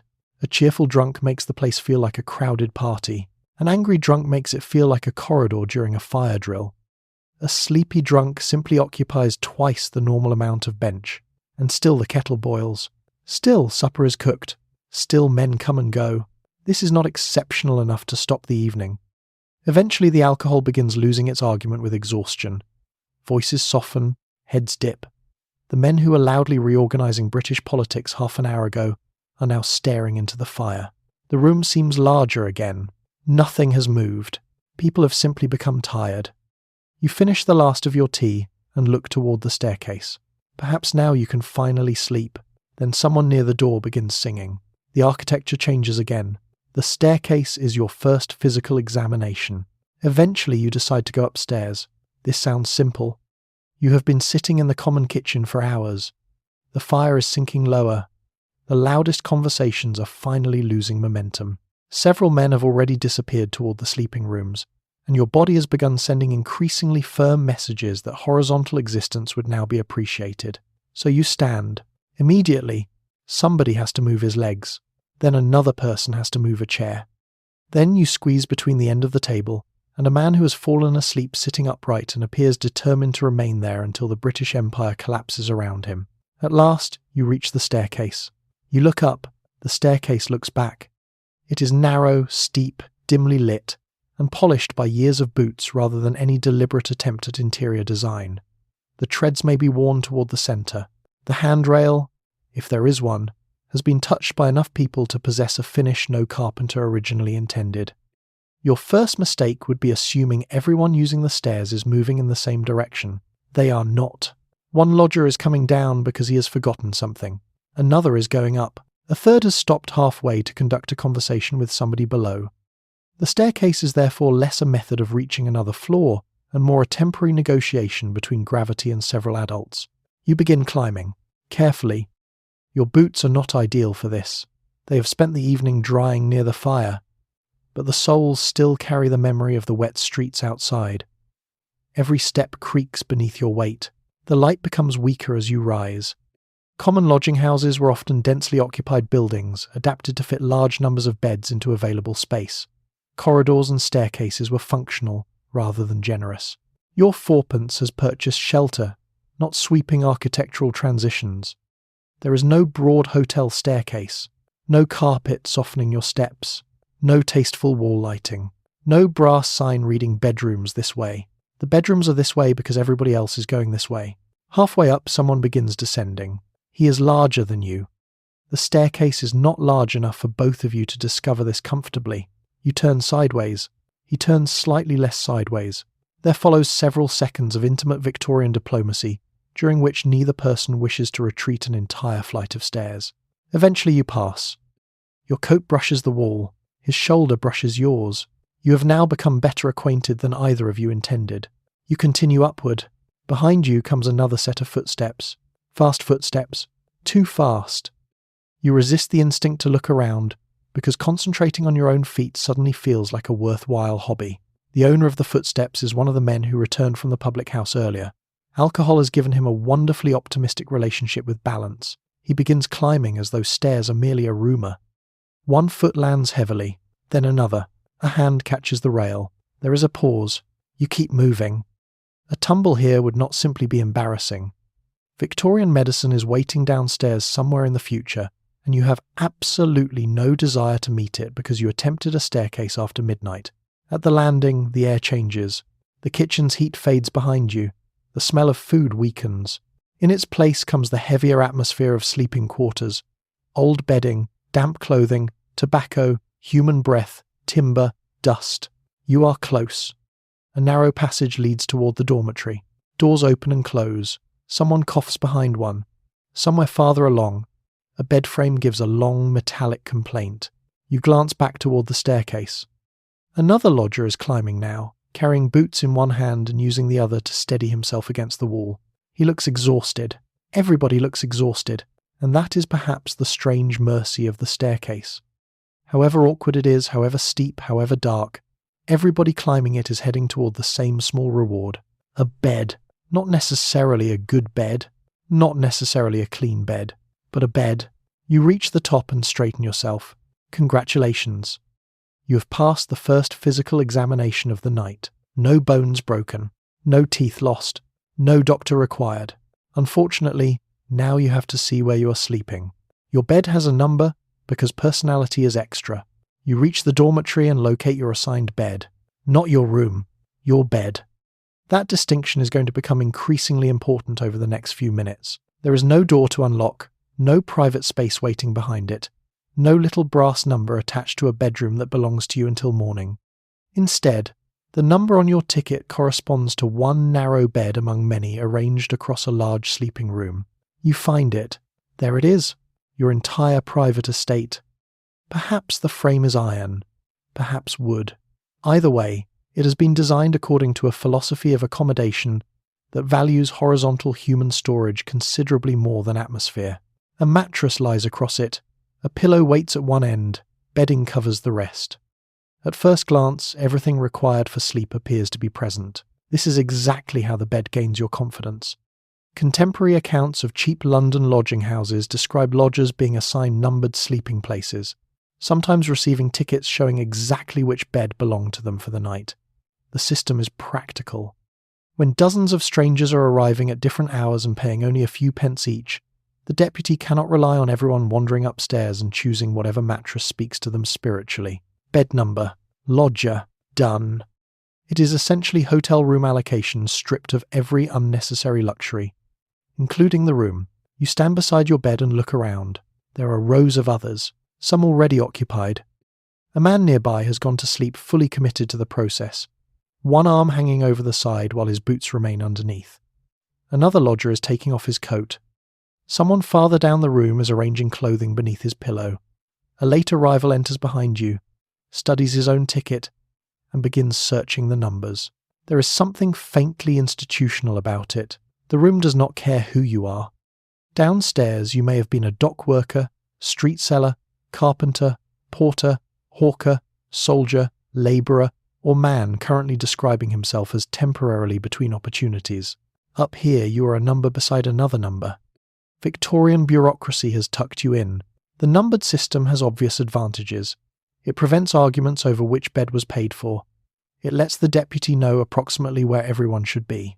If the house is inspected, the keeper can account for how many sleeping places are in use. It also reminds you rather efficiently how little of the building is actually yours. Fourpence has not rented space in the modern sense. You cannot close a door. You cannot spread your belongings around. You cannot decide you would rather have the bed beside the window unless that happens to be the number you were given. Your territory begins at one side of the mattress and ends at the other. Please govern responsibly. You sit down. The bed responds with a creak that travels through the frame and announces your arrival to several neighbours. Nobody looks up. Apparently the furniture communicates constantly. You test the mattress carefully. It is not luxurious. That would be unreasonable. It is also not necessarily catastrophic, which currently feels encouraging. Mattresses in cheap lodging houses could be simple affairs stuffed with materials such as flock or other inexpensive filling. Repeated use compressed them. Springs, where present, aged, frames loosened. The resulting sleeping surface could develop hollows shaped by a long succession of bodies who had all paid roughly the same amount and reached approximately the same conclusion. You lie back briefly. Your spine begins taking notes. Still, after a day spent standing, walking, carrying, searching for work, or simply surviving the streets, almost any horizontal surface can begin to feel persuasive. That is the trick. Comfort is relative. Your modern mattress might have zones specifically engineered to support your shoulders and hips. This mattress has a centre. That is approximately the entire specification. And yet you feel tired enough to forgive it. You sit up again and glance at the small number marking your bed. For tonight, that number is important. It tells everyone else that this particular rectangle belongs to you until morning. Not the room. Not the cupboard. Not the floor beside it. Not even necessarily the air above it. Just the mattress. You have, therefore, achieved something remarkably close to Victorian private property. Unfortunately, when you look at the distance between your bed and the next one, you realise your neighbouring estate begins almost immediately. The beds are close enough to form a single organism. Now you see the dormitory properly. And this is the moment when the phrase shared accommodation begins to feel slightly dishonest. Shared suggests generosity. Shared suggests two people dividing a holiday cottage or several adults agreeing to use the same kitchen without labelling every individual carton of milk. This is not that. This is human storage. Beds stand in rows across the room, each one occupying exactly as much floor space as necessary and very little more. Contemporary investigators of cheap common lodging houses repeatedly describe sleeping rooms packed with narrow beds, sometimes separated by only enough space for a person to squeeze between them. You look at your neighbour, then you look at the distance between his mattress and yours. You are going to know this man remarkably well by sunrise, not emotionally, geographically. If he turns over enthusiastically during the night, you may receive updates. This closeness is not accidental. Every additional bed represents another nightly payment. The economics of the house depend on accommodating as many paying lodgers as the regulations and physical dimensions of the building allow. Authorities set limits on occupancy and required minimum amounts of airspace precisely because overcrowding had become such an obvious problem. There might even be a notice stating the permitted number of people in the room, 20, 30, perhaps more, depending on its size. The presence of this official number is meant to reassure you that careful calculations have been made, and they have. Someone has measured the room, considered ventilation, calculated cubic space, and determined that precisely this many human beings may breathe here legally. You are therefore not overcrowded. You are officially crowded, an important distinction. You begin moving toward your bed and discover that simply navigating the room requires planning. Someone is taking off his boots in the passage between mattresses. Another man has placed his coat where your foot needs to go. A third is sitting on the edge of his bed, meaning you must turn sideways to pass. Your journey of 12 feet becomes a minor expedition. There is no bedside table. There is barely bedside, and the arrangement becomes even more impressive when everyone lies down. Rows of heads appear on pillows, boots disappear beneath frames. Coats are folded, rolled, or tucked into whatever space can be defended. Bodies settle within inches of one another. The dormitory starts resembling a single enormous sleeping organism assembled from separate Victorian labourers. One person coughs. 3 people turn over. Someone scratches. A bed frame squeaks. Another answers from the opposite side of the room. The furniture has developed a conversation. Privacy, naturally, is almost non-existent. If you snore, everyone knows. If you talk in your sleep, you have acquired an audience. If you suffer from a restless stomach after questionable supper, your neighbours become unwilling participants in the consequences. Victorian modesty has reached its economic limit. This is worth remembering because the wider culture of 1888 places enormous importance on privacy and respectability. Middle-class homes divide life into specialised spaces. Bedrooms are private. Parlours are formal. Servants enter through separate doors. Certain bodily functions are discussed only through elaborate euphemism. Here, poverty removes the walls between all of those ideas. You sleep beside strangers because walls cost money. And yet people adapt. Regular lodgers learn how to create a tiny sense of personal territory. Your bed becomes yours for the night. Your boots go underneath. Your clothing remains close. Perhaps you turn toward the wall if one exists. Perhaps you develop the extraordinary ability to ignore a stranger breathing only a few feet away. Human beings are remarkably good at adjusting standards when alternatives disappear. After several nights, you might stop noticing the proximity. After several months, an empty bed beside yours might even feel unusual. Tonight, however, you are still new. You lie down carefully. The mattress dips beneath you. Your neighbour shifts at almost exactly the same moment. For one uncomfortable second, both beds creak together. You stare at the ceiling. Somewhere farther down the dormitory, a man begins snoring. Another answers him. The room is settling. You wanted accommodation. You have received accommodation. What you have not received is personal space. That remains available elsewhere in London at considerably higher prices. Taking off your clothes creates a new security problem. You are tired. You would like to undress. This should be the simplest part of the evening. You have reached your bed. Your boots are damp. Your shirt has spent the entire day absorbing the practical realities of Victorian employment. Your coat feels twice as heavy as it did this morning. Every part of your body is suggesting that clothing should now come off, and sleep should begin immediately. Then you look around the dormitory. There are strangers everywhere, and suddenly taking your trousers off becomes a financial decision. Your clothes are not simply clothes. They are property, equipment, insulation, social presentation, and in some cases, the difference between being able to work tomorrow and being turned away before you even ask. A decent pair of boots matters enormously. If you are a labourer, porter, market worker, or anyone expected to spend 12 hours standing outdoors, losing your boots is not an inconvenience that ends with buying another pair on the way to work. Replacement footwear costs money you may not have. Pawning something else to replace them may create another problem. Turning up barefoot is unlikely to impress the foreman, so the boots stay close, very close, perhaps underneath the bed, perhaps tied together, perhaps positioned where anybody attempting to remove them would have to perform the theft while practically climbing across your sleeping body. This is Victorian anti-theft technology. You are the alarm system. Your coat presents the same problem. It may be old, it may be patched, it may possess no resale value that would excite anyone living in Mayfair. But here, that coat is valuable because winter exists. Without it, tomorrow morning becomes considerably more serious. Your waistcoat, scarf, shirt, trousers, and whatever money remains in your pockets all require similar thought. The common lodging house contains many honest residents, but contemporary accounts make clear that theft was a genuine concern in cheap accommodation. Large numbers of strangers moved through the building. People came and went at different hours. Belongings were difficult to secure because lockable private space was almost non-existent. There is no wardrobe. There is no safe. There is no bedside drawer containing a little electronic box that refuses to open because you have forgotten the 4-digit code you chose yourself 30 seconds earlier. There is your bed. That is the security department. You watch the experienced lodgers.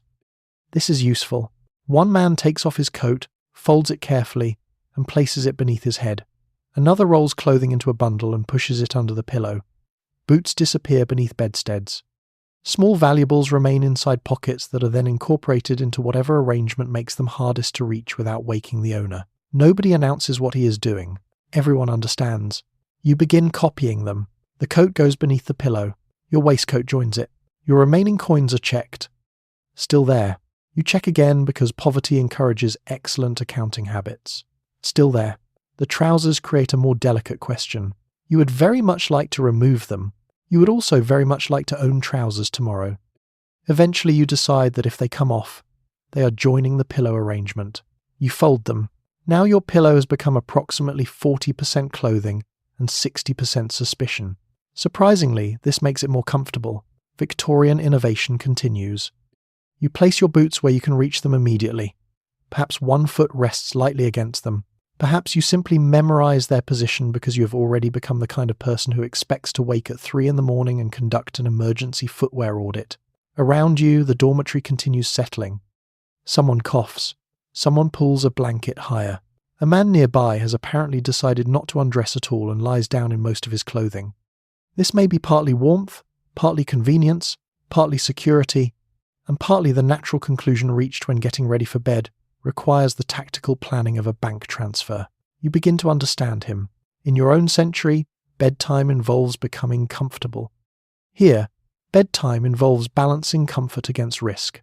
Remove too little and you sleep badly. Remove too much and tomorrow may become interesting. You finally lie back with your possessions beneath your head. The pillow is lumpy. Your neck immediately objects. But your coat is still there. Your trousers are still there. Your money is still there. And in a Victorian common lodging house, this currently counts as luxury. You close your eyes. Congratulations. You have successfully undressed for bed. Now, all you have to do is remain unconscious while simultaneously guarding everything you own. Your pillow is also a Victorian safe deposit box. The solution is simple. Everything you care about goes underneath your head. Your coat, waistcoat, trousers, scarf, perhaps a small bundle containing whatever else you own. All of it gets folded, rolled, and pushed beneath the pillow until the place where your skull is supposed to rest begins resembling a badly packed suitcase. This is not an eccentric habit. It is security. In a common lodging house, you do not have a private room with a lock. You do not have a wardrobe, a chest, or a drawer that belongs only to you. You certainly do not have a hotel safe waiting beside a card explaining that management accepts no responsibility for valuables. Management has already provided a mattress. Try not to become demanding. Contemporary lodgers commonly kept their clothing close while they slept, and investigators described using clothes beneath the pillow partly because theft was an obvious concern. Your belongings remain within reach, and anyone attempting to remove them has to interfere with the one object currently supporting your unconscious head. It is an elegantly primitive alarm system. Steal the coat, wake the owner. You begin arranging yours. The coat goes down first because it provides the most padding. The waistcoat follows. Your trousers are folded on top with whatever care can be achieved while standing beside a bed in your underclothes among several dozen strangers. Then you lower your head. The result is surprisingly terrible. One sleeve has formed a ridge directly beneath your neck. A button is pressing into your cheek. Something in one pocket has migrated to exactly the point where your skull meets the pillow. You sit up again. Adjust. Lie down. Worse. Adjust again. This is becoming less like bedtime and more like attempting to achieve spinal alignment using laundry. Eventually you find a position that does not immediately cause pain. Excellent. Now check the money.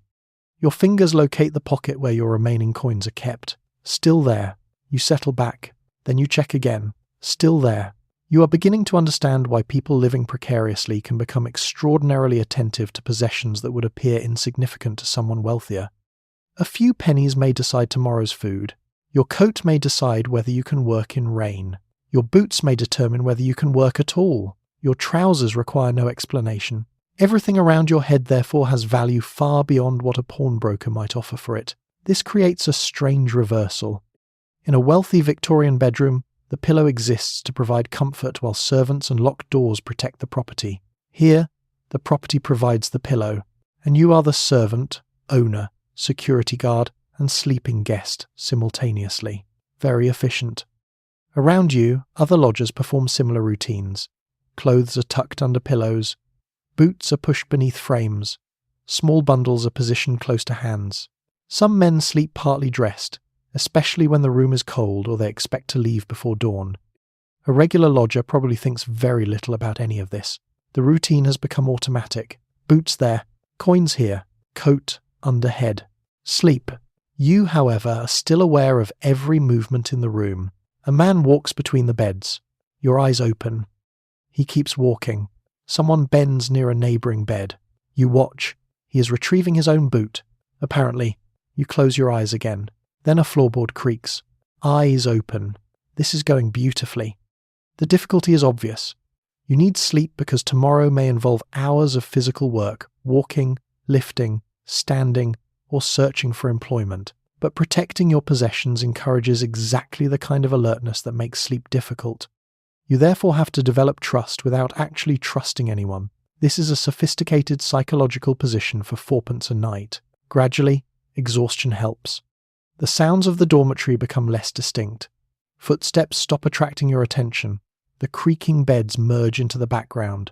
Your hand rests near the edge of the pillow, close enough to feel the bundle beneath it. Everything you own is still there. The coat is warm from your body. The trousers are pressing into your ear. The button has returned to your cheek despite several attempts to relocate it. You could move it again. You decide against it. Comfort has lost the negotiation. Security has won. And so you finally settle your head onto your entire worldly estate and close your eyes. Victorian banking is surprisingly comfortable once you stop expecting a pillow.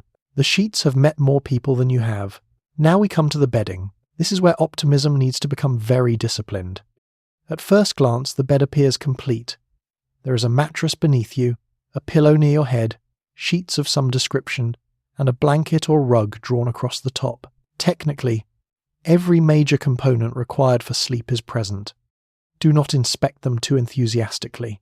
You have paid fourpence for the night, and the house has not issued you freshly laundered Egyptian cotton with a small chocolate resting on top. The bedding belongs to the lodging house. You merely borrow it. Tonight, you sleep here. Tomorrow, someone else will. The following night, another person takes your place. Over weeks and months, the same mattress, frame, blankets, and pillows receive an extraordinary procession of dock workers, hawkers, labourers, travellers, unemployed men, regular residents, and anybody else capable of producing the required coins. Your sheet has had a richer social life than you have. Now, common lodging houses were subject to regulations concerning cleanliness. Bedding was supposed to be maintained, rooms cleaned, and sleeping accommodation kept within official standards. Authorities understood perfectly well that putting large numbers of people into shared beds night after night without cleaning anything was an excellent way to create problems. The problem is that official cleanliness and personal confidence are not always the same thing. Contemporary investigators still complained about dirty bedding in poorer houses. Blankets could be stained, mattresses worn, sheets questionable, and the general condition of a cheap dormitory depended heavily on the management of the individual establishment. So you lift one corner of the blanket, slowly. There is absolutely no practical advantage in doing this. You do it anyway. The fabric has the heavy feel of something washed less recently than you would prefer. It carries the faint smell of old soap beneath stronger notes of human occupation, tobacco smoke, damp wool, and the room itself. You stare at it. The blanket has seen things. You put it back down. This is where being exhausted becomes useful. If you had arrived here refreshed after a pleasant afternoon and a light dinner, you might be capable of making standards-based decisions. You have not. You have been walking, working, standing, carrying, worrying about money, cooking supper, guarding your possessions, negotiating a staircase, and organizing your trousers into a defensive pillow. Your body has reached the point where cleanliness is becoming theoretical. The mattress receives similar treatment. You press a hand against it. It has lumps. One area is noticeably lower than another, shaped by years of human bodies repeatedly choosing approximately the same position. The filling has compressed into ridges and valleys. Somewhere beneath your shoulder is a hard section that appears to have been placed there specifically to test character. You move slightly. Better. Then worse. You move back. Good enough. This phrase, good enough, does an enormous amount of work in poverty. The sheet is good enough. The blanket is good enough. The mattress is good enough. The room is indoors. That is the standard everything else is measured against. And the bedding has another important purpose beyond comfort. Warmth. Victorian nights can be bitterly cold, especially in poorly heated buildings. The common kitchen downstairs may have had a fire, but the dormitory is not necessarily being maintained at the gentle temperature your modern body has decided is appropriate for sleeping. So however questionable the blanket appears, you need it. You pull it higher. Immediately, you notice the strange contradiction. Part of you desperately wants more blanket. Another part wants significantly less contact with this particular blanket. Warmth wins. Warmth usually wins. Around you, the other lodgers have reached the same conclusion. Nobody is standing beside his bed demanding fresh linen. Men climb beneath the coverings, arrange coats for extra insulation, and attempt sleep with the practical acceptance of people who understand exactly what fourpence purchases. You lie down. Your clothes are beneath your head. Your boots are below you. The sheet is beneath your body. The blanket rests over your shoulders. For one brief moment, everything is quiet enough that you might actually drift off. Then you feel something near your ankle. A tiny movement. You freeze. Perhaps it was the sheet. Perhaps. You pull the blanket slightly tighter and stare into the darkness. Congratulations. You have finally stopped worrying about how many people have slept in the bedding. You are now wondering what is still living in it. Something in the mattress has already checked in. Let's talk about the insects, because eventually they are going to introduce themselves. You have been lying still for perhaps 3 minutes when the first itch appears. It begins near your ankle. A tiny irritation. Nothing serious. You ignore it. Then another develops near your wrist. You scratch once, pull the blanket higher, and attempt to return to the important business of becoming unconscious. Something moves again. Now you are listening with your entire body. Bedbugs and fleas were persistent features of the cheapest Victorian sleeping accommodation, particularly in buildings where large numbers of people used the same beds night after night. A common lodging house mattress could therefore contain an ecosystem that had been enjoying regular human catering long before you arrived, and tonight you are the reservation.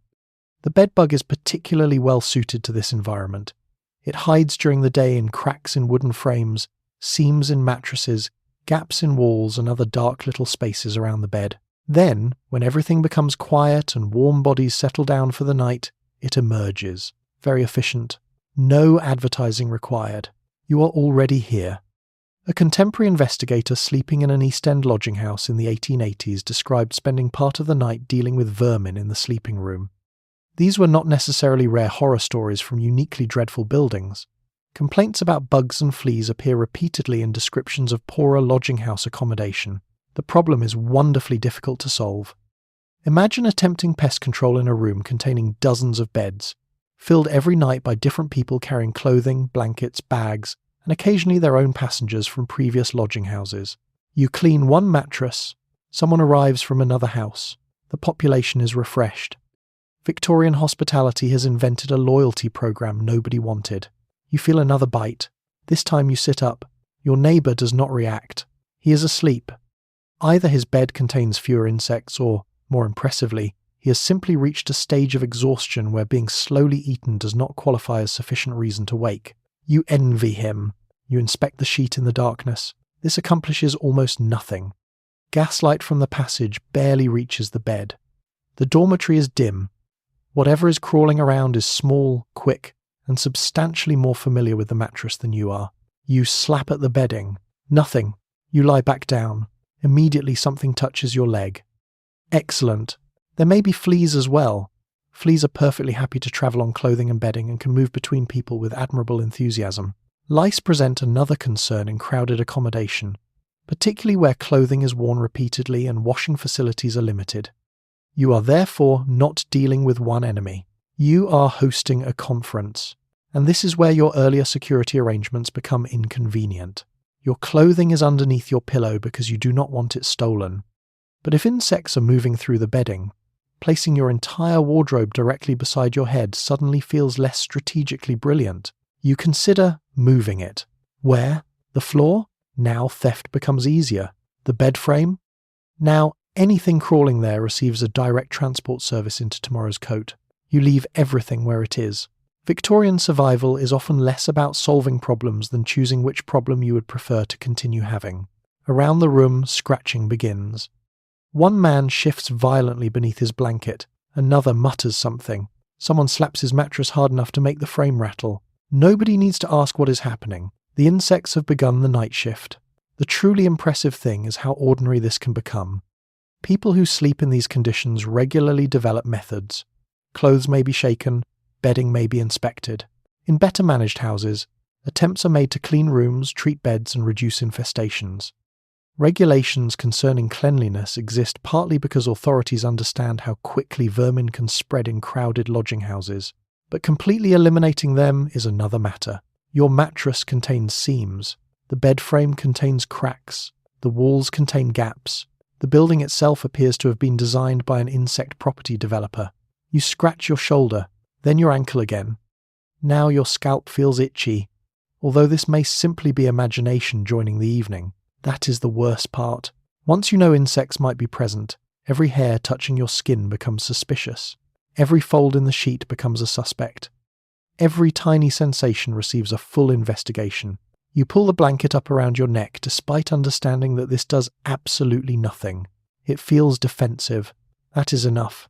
Eventually exhaustion begins overpowering disgust. Your eyes close. Another bite appears somewhere near your knee. You decide tomorrow's version of yourself can deal with it. For now, you are warm, horizontal, and indoors, which means that by the standards of the street outside, everything is going extremely well. You close your eyes. The mattress settles beneath you, and somewhere inside it several tiny residents are delighted that bed number 27 has finally ordered room service. The cats are here because the rats are also here. You may notice cats around some lodging houses. At first this feels almost charming. After several hours of damp wool, questionable bedding, communal privies, and men arguing about politics beside a coke fire, the appearance of a cat seems like the first genuinely pleasant development of the evening. It slips quietly beneath a bedstead, pauses near the wall, and looks at you with the calm expression of an animal that has already understood the building considerably better than you have. Then you realise the cat is working. It is not here because the deputy has developed a sentimental interest in household pets. It is here because the lodging house contains food scraps, dark corners, floorboards, drains, walls full of gaps, and a constantly changing population of people carrying bread, fish, sausages, and other edible material through the building. All of this produces exactly the sort of environment in which rats and mice can become enthusiastic tenants. Unlike you, they do not pay fourpence. This feels unfair. Victorian London has a serious rodent problem for very obvious reasons. The city contains enormous quantities of food, refuse, horse fodder, rubbish, sewage, crowded housing, warehouses, markets, docks, stables, and poorly sealed buildings. Rats need food, shelter, and somewhere undisturbed to reproduce. London has thoughtfully provided all three on an industrial scale. A cheap lodging house can offer particularly attractive opportunities. Crumbs fall beneath tables, bits of supper disappear behind furniture. Food may be stored in bags or wrapped in paper. The common kitchen remains active for hours. Waste does not always leave the premises with modern efficiency. The building itself may be old enough that a determined rat can move between rooms without troubling itself with doors. So the cats have employment. You watch one disappear beneath a bed. A moment later there is a faint scratching sound from somewhere near the skirting board. You stop moving. Perhaps it is a mouse. You would like it to be a mouse. The fact that you have reached a stage of the evening where you are actively hoping for mice tells you how well things are progressing. Another sound comes from the wall. Something scurries briefly and stops. Your neighbour does not react. This is apparently beneath his threshold for concern, which makes sense considering he slept through the insects earlier. You, however, are still new. You look down toward your boots.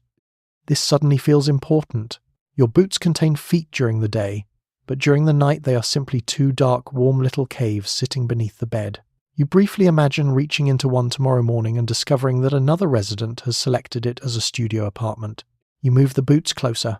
The cat reappears. For the first time tonight, you are genuinely pleased to see another living creature moving beside your mattress. The animal pauses, listens, and then continues along the wall with professional concentration. It is not interested in you. You are merely furniture that occasionally scratches. This is reassuring, mostly. Of course, cats introduce their own complications. They move through kitchens, yards, dormitories, and whatever other spaces grant access. They carry dirt on their paws. They may possess fleas of their own. The Victorian pest control strategy, therefore, has a certain circular elegance. You keep a cat because there are rats. The cat may carry fleas. The fleas join the bedbugs, and eventually every species in the building has found employment except you. Still, faced with the choice between a cat beneath the bed and a rat beneath the bed, you become passionately pro-cat. Another faint movement comes from the floor. The cat freezes. So do you. For several seconds, the entire corner of the dormitory becomes extremely focused. Then there is a sudden rush beneath the bedstead. The cat disappears into darkness.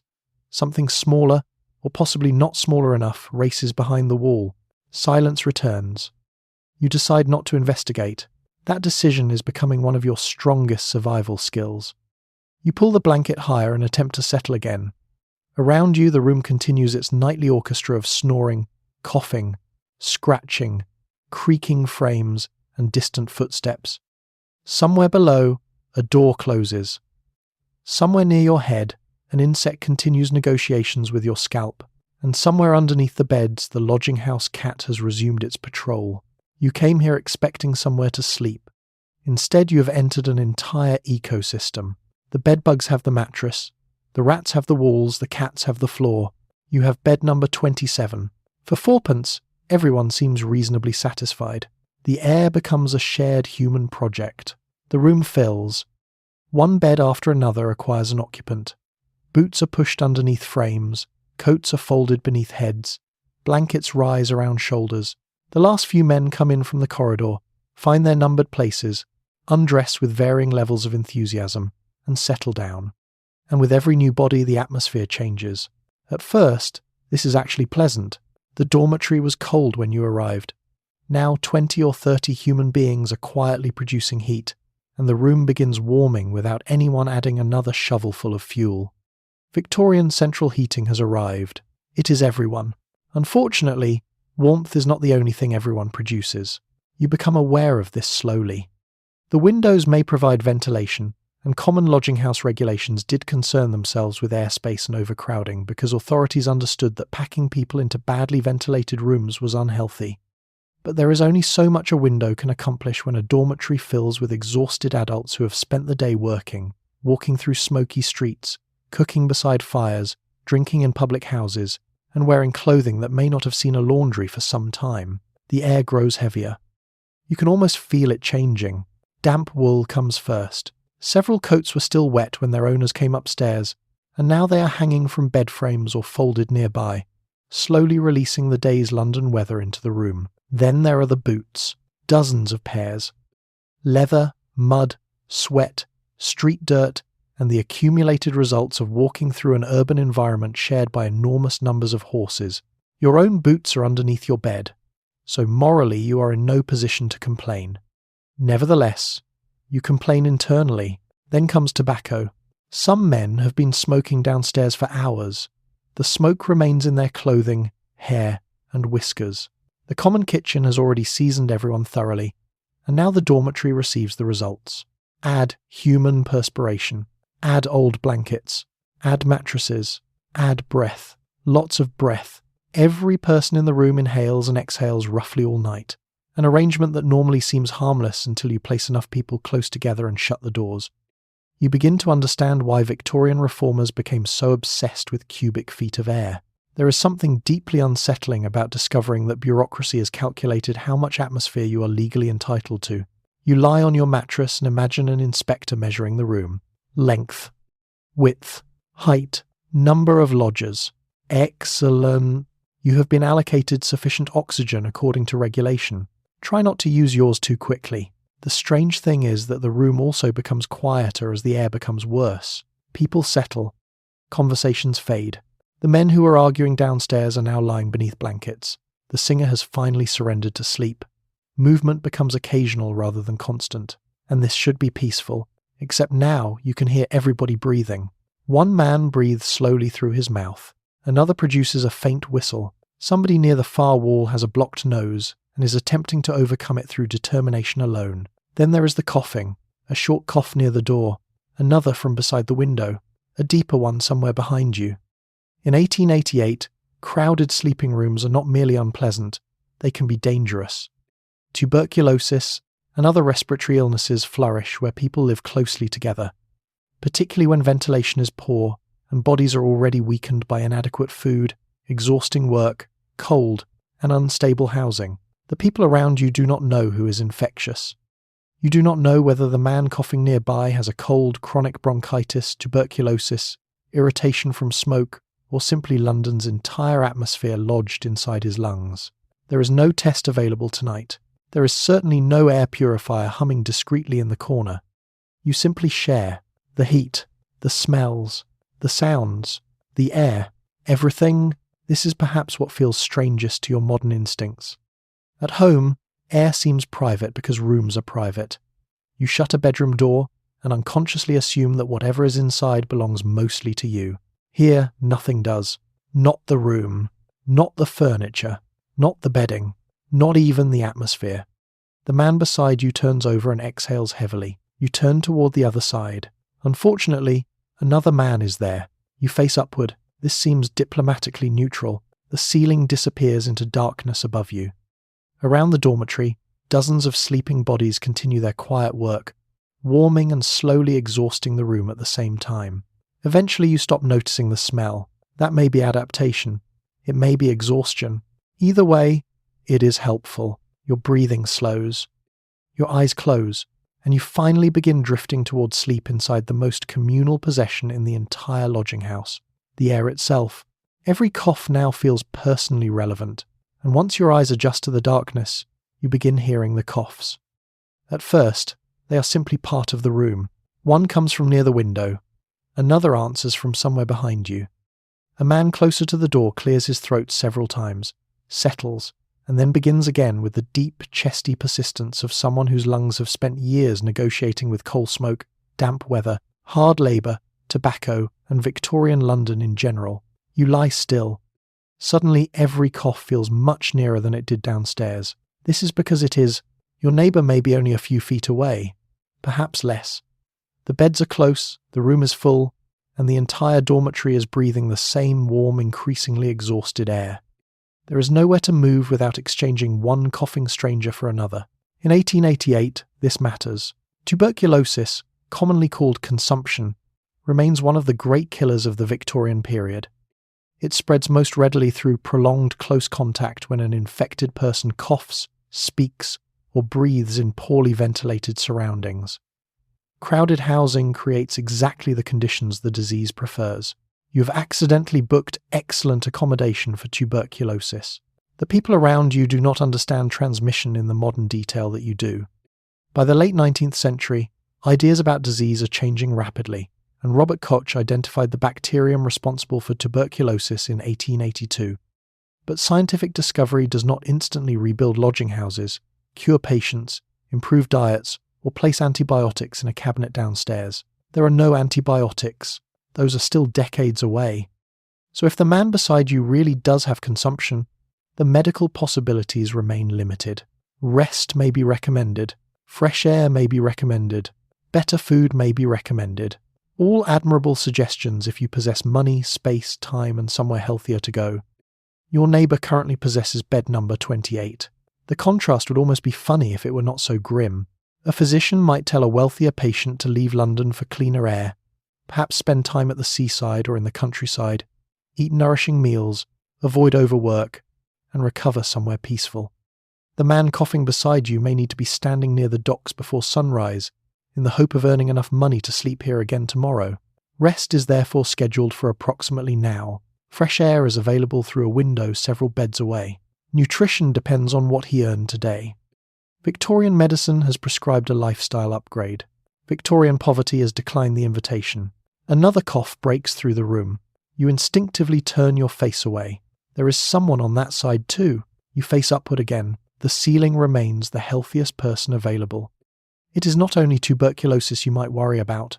Influenza, bronchitis, pneumonia, and other respiratory illnesses move easily through communities already weakened by cold, exhausting work, bad housing, and inadequate food. Some coughs are simply the permanent soundtrack of men whose lungs have been irritated by dust or smoke for years. You cannot know which is which, and nobody has the luxury of treating every cough as an emergency. If you stayed away from work every time your chest hurt, you might lose your income. If you avoided every room containing someone ill, you might have nowhere to sleep. So people continue. They cough into handkerchiefs if they have them. They turn toward walls. They sleep. They wake. They work. The lodging house carries on. This is one of the darker realities hidden beneath all the noise and comedy of the night. The men around you are not unaware that illness exists. They simply live in circumstances where avoiding risk can be financially impossible. You listen as the man near the door coughs again. Then silence. Then someone snores. Another bed creaks. Gradually, the room settles back into its rhythm. You pull the blanket a little higher. It probably provides no meaningful medical protection. Emotionally, however, you have decided it is excellent. Your modern instincts want distance, ventilation, clean bedding, diagnosis, treatment, and perhaps several gallons of disinfectant. Your Victorian circumstances provide a blanket, so you breathe carefully, as though careful breathing somehow uses better air. Eventually, exhaustion begins winning again. The coughs become part of the background, one near the window, one near the stairs, one somewhere in the darkness. And just before you finally drift off, you realize the most unsettling part. Nobody here is especially frightened by the sound. For them, this is simply what a crowded room sounds like at night. Snoring becomes the official soundtrack of poverty. You finally attempt sleep. This feels ambitious. You've survived the kitchen, the supper, the privy, the late arrivals, the staircase, the bedding, the insects, the rats, the cats, and the discovery that everyone in the dormitory appears to possess at least one respiratory complaint. Your clothes are safely arranged beneath your head. Your boots are close enough to defend. The blanket is pulled up. The room has finally gone dark. Now all you need is silence. There is no silence. The first snore begins somewhere near the far wall. It is deep, steady, and surprisingly confident. Another follows from the opposite side of the room. Then a third. Within minutes, the dormitory develops layers. One man produces a low, continuous rumble. Another breathes normally for perhaps 30 seconds, before releasing a sudden explosive snort that causes you to open your eyes every single time. Someone nearby whistles gently through his nose with such regularity that, under different circumstances, it might almost be soothing. These are not different problems. Together, they are the soundtrack. You turn onto your side. Your mattress creaks. The man beside you shifts. His bed creaks in response. Someone farther away mutters in his sleep. A boot falls onto the floor. Nobody wakes. You begin to suspect that regular lodging house residents have developed a quality you lack. They can sleep through anything. This is not necessarily because Victorian people possess naturally superior sleeping abilities. It is because many of the men around you are genuinely exhausted. They may have spent the day carrying loads, walking miles, standing in markets, unloading carts, looking for employment, or working outdoors in cold weather. When your body has reached a certain level of fatigue, the man snoring 3 feet away becomes less a disturbance and more a geological feature. You, unfortunately, are still conducting a review. The next sound is coughing, then scratching, then another cough, then a prolonged sigh from somewhere behind you. A late lodger enters the room and attempts to locate his bed in darkness. His boots strike something wooden. He whispers a word that Victorian moral reformers would not approve of. Several beds move. The room settles again. Then someone starts snoring almost immediately. It is impressive. Modern sleep advice would not know where to begin. Keep the room cool and quiet. Impossible. Use blackout curtains. The room is already dark enough to lose a person in. Avoid alcohol before bed. You have met the kitchen. Invest in a supportive mattress. Fourpence. Try relaxing breathing exercises. You are already carefully limiting your breathing because the air has become communal property. You would like your fan now, your own mattress, your own pillow. Perhaps one of those ridiculous machines that plays artificial rain despite the fact actual rain is occurring outside.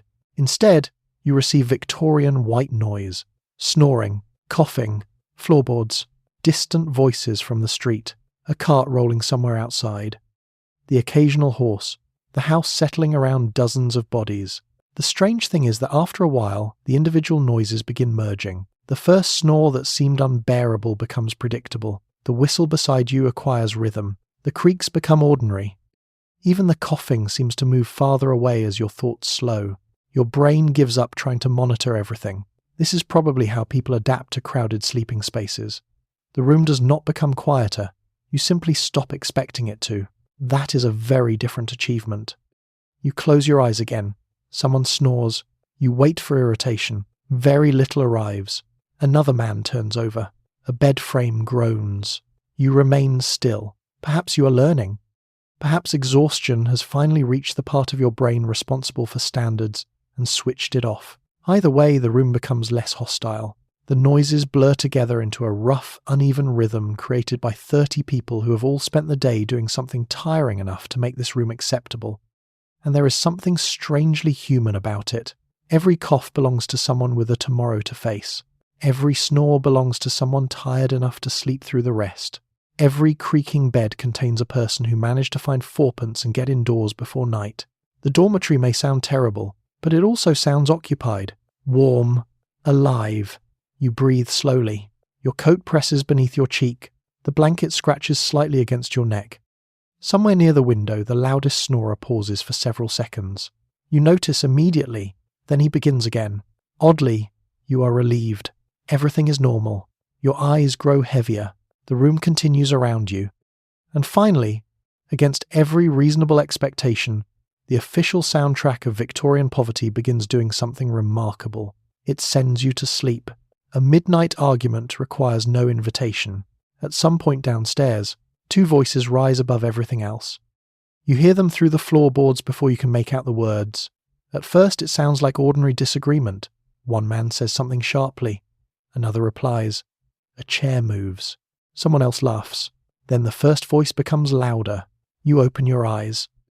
Around you, several other lodgers do exactly the same thing. Nobody sits up immediately. This is important. The experienced residents understand that not every argument deserves participation. Common lodging houses bring together tired people, irregular work, cramped surroundings, money worries, alcohol, bruised pride, and very little private space. Most evenings pass without serious trouble. Most residents simply want supper, warmth, sleep, and enough energy to face tomorrow. But sometimes two men decide the entire building needs to know they disagree. Tonight is one of those nights. The voices sharpen. You still cannot understand the subject. Possibly money. Possibly a borrowed coat. Possibly something said in the public house.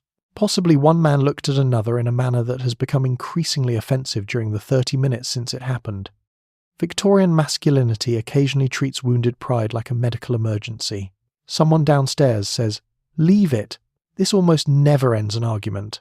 A second person says it. The shouting becomes louder. Now several men in the dormitory sit up. You remain under the blanket. Excellent decision. There is something strangely theatrical about hearing a quarrel from another floor. You receive the sound without the useful visual information. Every scrape becomes significant. Every heavy footstep suggests developments. Your imagination begins furnishing the kitchen with far more violence than may actually be occurring. Then there is a bang. Everyone listens. Perhaps a fist hit the table. Perhaps a chair fell. Perhaps somebody dropped a pan. Nobody upstairs is volunteering to investigate. This is communal living at its most efficient. 30 people are awake, and every single one has independently concluded that someone else should handle it. The deputy is that someone. You hear his voice now, lower than the others, firm. He has likely dealt with versions of this argument many times before. A lodging house deputy does not merely collect money and allocate beds. Keeping basic order matters because disorder threatens everyone. Fighting can damage furniture, injure residents, draw police attention, disturb sleepers, and eventually create problems for the keeper's registration. Nobody wants that, especially the man who owns the furniture. The deputy says something you cannot hear. One of the men objects loudly. The deputy answers. There is a pause. This feels encouraging. Then the second man begins again. Less encouraging. By now, commentary has joined the event. Someone downstairs offers an opinion. Another person tells him to mind his own business. He explains that it became his business when everyone started shouting. This is logically strong and strategically disastrous. A fresh disagreement begins at the edge of the original one. You stare at the ceiling. The common kitchen has developed branches. For several minutes, voices overlap. Boots move across the floor. Someone appears to be encouraging peace. Someone else appears to be encouraging the opposite because human beings have always contained both departments. Then gradually the energy begins to drain. Alcohol is powerful. Exhaustion is more patient. One voice becomes quieter. Someone sits down. Another man is told to go to bed. He announces that he was already going to bed. This is clearly untrue, but allowing him to preserve dignity may be the closest thing available to conflict resolution. Footsteps reach the staircase. You become alert again. A man climbs slowly toward the dormitory, muttering to himself with the solemn dignity of someone who has technically lost an argument but intends to rewrite the event before breakfast. He enters. Nobody looks at him. This is deliberate kindness. He finds his bed, removes one boot, struggles with the other, and eventually lies down. Within minutes, he begins snoring. You almost admire him. Downstairs, the room settles. The kitchen chairs stop moving. Voices return to murmurs. The deputy has apparently restored enough order for civilization to continue, and that is the important thing. In a building this crowded, peace does not mean nobody argues. Peace means arguments eventually finish without the entire house being destroyed. You pull the blanket back around your shoulders. The man beside you has already returned to sleep. Someone farther away coughs. The insects resume whatever administrative work they were doing near your ankle. The lodging house returns to normal. You close your eyes. Congratulations. You have survived your first midnight disturbance. You were not involved. In this building, that counts as excellent judgment. Being respectable does not purchase much protection. Here, the common lodging house exposes one of Victorian society's favourite contradictions. Respectability matters enormously, until you are poor enough. Then it begins losing practical value with remarkable speed. Outside these walls, Victorian Britain is obsessed with distinctions. Respectable workers are separated in conversation from habitual drunkards. Honest labourers are distinguished from beggars. Women are judged by conduct, dress, employment, companionship, and whether somebody somewhere has decided their behaviour looks improper. Men are judged by sobriety, reliability, occupation, family responsibility, and the extremely important question of whether their boots appear to belong to someone who has given up. The categories are discussed endlessly. Then night falls, and several of those categories pay fourpence to sleep in the same room. You begin to see the problem. Perhaps the man 2 beds away has worked steadily for 20 years. He does not drink much. He saves what he can. He attends chapel. He has never been arrested. He considers himself thoroughly respectable. Excellent. His mattress is still beside yours. The lodging house does not offer a respectable section. There is no quiet floor reserved for men with good references. You cannot produce a letter from your employer and receive upgraded sheets. If you have fourpence, you receive a bed. So does the man whose life has been considerably less orderly. Poverty compresses social distance in ways Victorian culture usually tries desperately to prevent. A skilled tradesman may sleep near a casual labourer. A hawker may share a room with a man temporarily unemployed after years of steady work.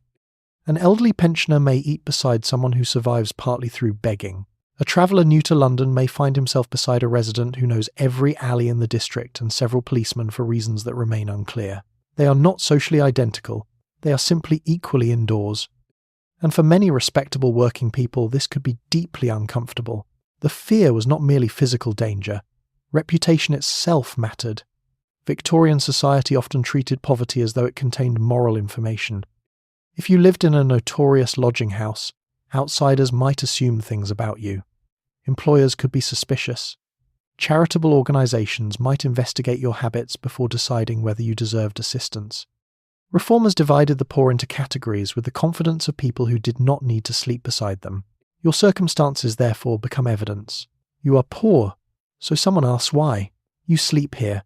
So someone wonders what kind of person sleeps here. The circularity is beautiful. You cannot afford better accommodation because your wages are low. Then your accommodation makes you look less respectable. This does not improve the wages. For women, the calculation could be even harsher. Victorian ideals of female respectability depended heavily on privacy, domestic stability, modest surroundings, and separation from unrelated men. A woman forced into cheap lodging has already lost access to some of the very conditions society expects her to maintain. Society then looks suspicious, very efficient, and inside the house itself, respectability creates smaller hierarchies. A man with regular employment may look down on someone dependent on casual work. Someone who pays his bed every night without borrowing may consider himself superior to the lodger waiting downstairs for a penny loan. A resident who drinks moderately may complain about the men returning drunk after closing time. Everyone wants a line beneath them. This is not necessarily hypocrisy. It is often fear. When you are only one missed wage away from losing your bed, the person worse off than you becomes a reminder of how little distance remains. So you polish your boots. You keep your clothes as neat as circumstances permit. You work when work is available. You pay the deputy promptly. You avoid trouble. You behave respectably because respectability may help protect employment, relationships, and pride. It simply cannot protect you from the room. The cough still travels. The insects do not ask about character. The thief, if there is one, does not inspect your chapel attendance before taking a coat. The cold does not distinguish between honest and dishonest labour. At night, the great Victorian moral categories narrow down to something much simpler. You have a bed. The person beside you has a bed. Both cost fourpence, and once the lights are out, respectability looks remarkably similar in the dark. Women enter a house built around very little privacy. For women, the night carries additional complications. Because everything that is merely uncomfortable for a man in the common lodging house becomes more complicated when Victorian society has spent your entire life insisting that a respectable woman should possess privacy, modesty, domestic order, and careful separation from unfamiliar men. The lodging house has responded by providing almost none of these things. Regulations did attempt to separate male and female sleeping accommodation, and better managed houses might have distinct dormitories for women, with arrangements for married couples and families kept apart from single men. On paper, this offered an important degree of protection, but you still have to reach the bed. You still enter through a busy house. You may still spend part of the evening in common areas where strangers come and go. You still have belongings to protect, washing to manage, children perhaps to supervise, and nowhere resembling the private bedroom Victorian moralists keep mentioning whenever they explain how women ought to behave. Privacy is expensive. You have paid a few pennies. The mathematics are not encouraging. Suppose you arrive alone. Perhaps you are a widow. Perhaps domestic service ended unexpectedly. Perhaps work is irregular. Perhaps you have travelled into London looking for employment. Perhaps the household you once depended on has simply ceased to exist. None of those situations automatically makes you disreputable. Victorian society may nevertheless become suspicious very quickly. A respectable woman is supposed to belong somewhere. A father's house, a husband's house, an employer's household. Some defined domestic structure where everybody can identify who she is and why she is there. A woman walking into a common lodging house alone has become socially difficult to categorise, and Victorian society dislikes uncategorised women almost as much as it dislikes unpaid bills. Inside, practical concerns begin immediately. You want to wash. Privacy is limited. You want to change clothes. You wait until you reach the female sleeping room, assuming the house provides the separation it is supposed to. You want to sleep. Your clothing and possessions still need guarding. If you have children with you, the evening becomes considerably more exhausting. Now, fourpence is not simply your own calculation. You need enough shelter for them as well. They are tired. They are hungry. One child wants water. Another needs the privy. Someone has lost a mitten. You are attempting to keep everyone clean, fed, quiet, warm, and close together in a building designed primarily around fitting sleeping bodies into available space. Victorian motherhood has become project management without stationery, and then there is attention from men. Most male lodgers are not predators. Most are tired workers thinking about food, wages, sleep, and tomorrow's chances of employment. But crowded low-cost accommodation inevitably reduces your ability to choose who comes near you. One drunken man making remarks can make the common kitchen uncomfortable. One persistent stranger can turn a walk down a passage into something you would rather avoid. You cannot simply retreat to your room and lock the door. There is no your room. This is why separation of sleeping areas mattered so much, particularly for women travelling alone. It created at least one boundary in a building containing very few. And yet, even among women, privacy remains limited.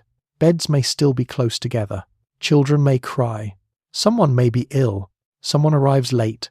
Another woman rises before dawn for work. The room contains different lives stacked beside one another with only blankets and darkness offering much separation. You lie down.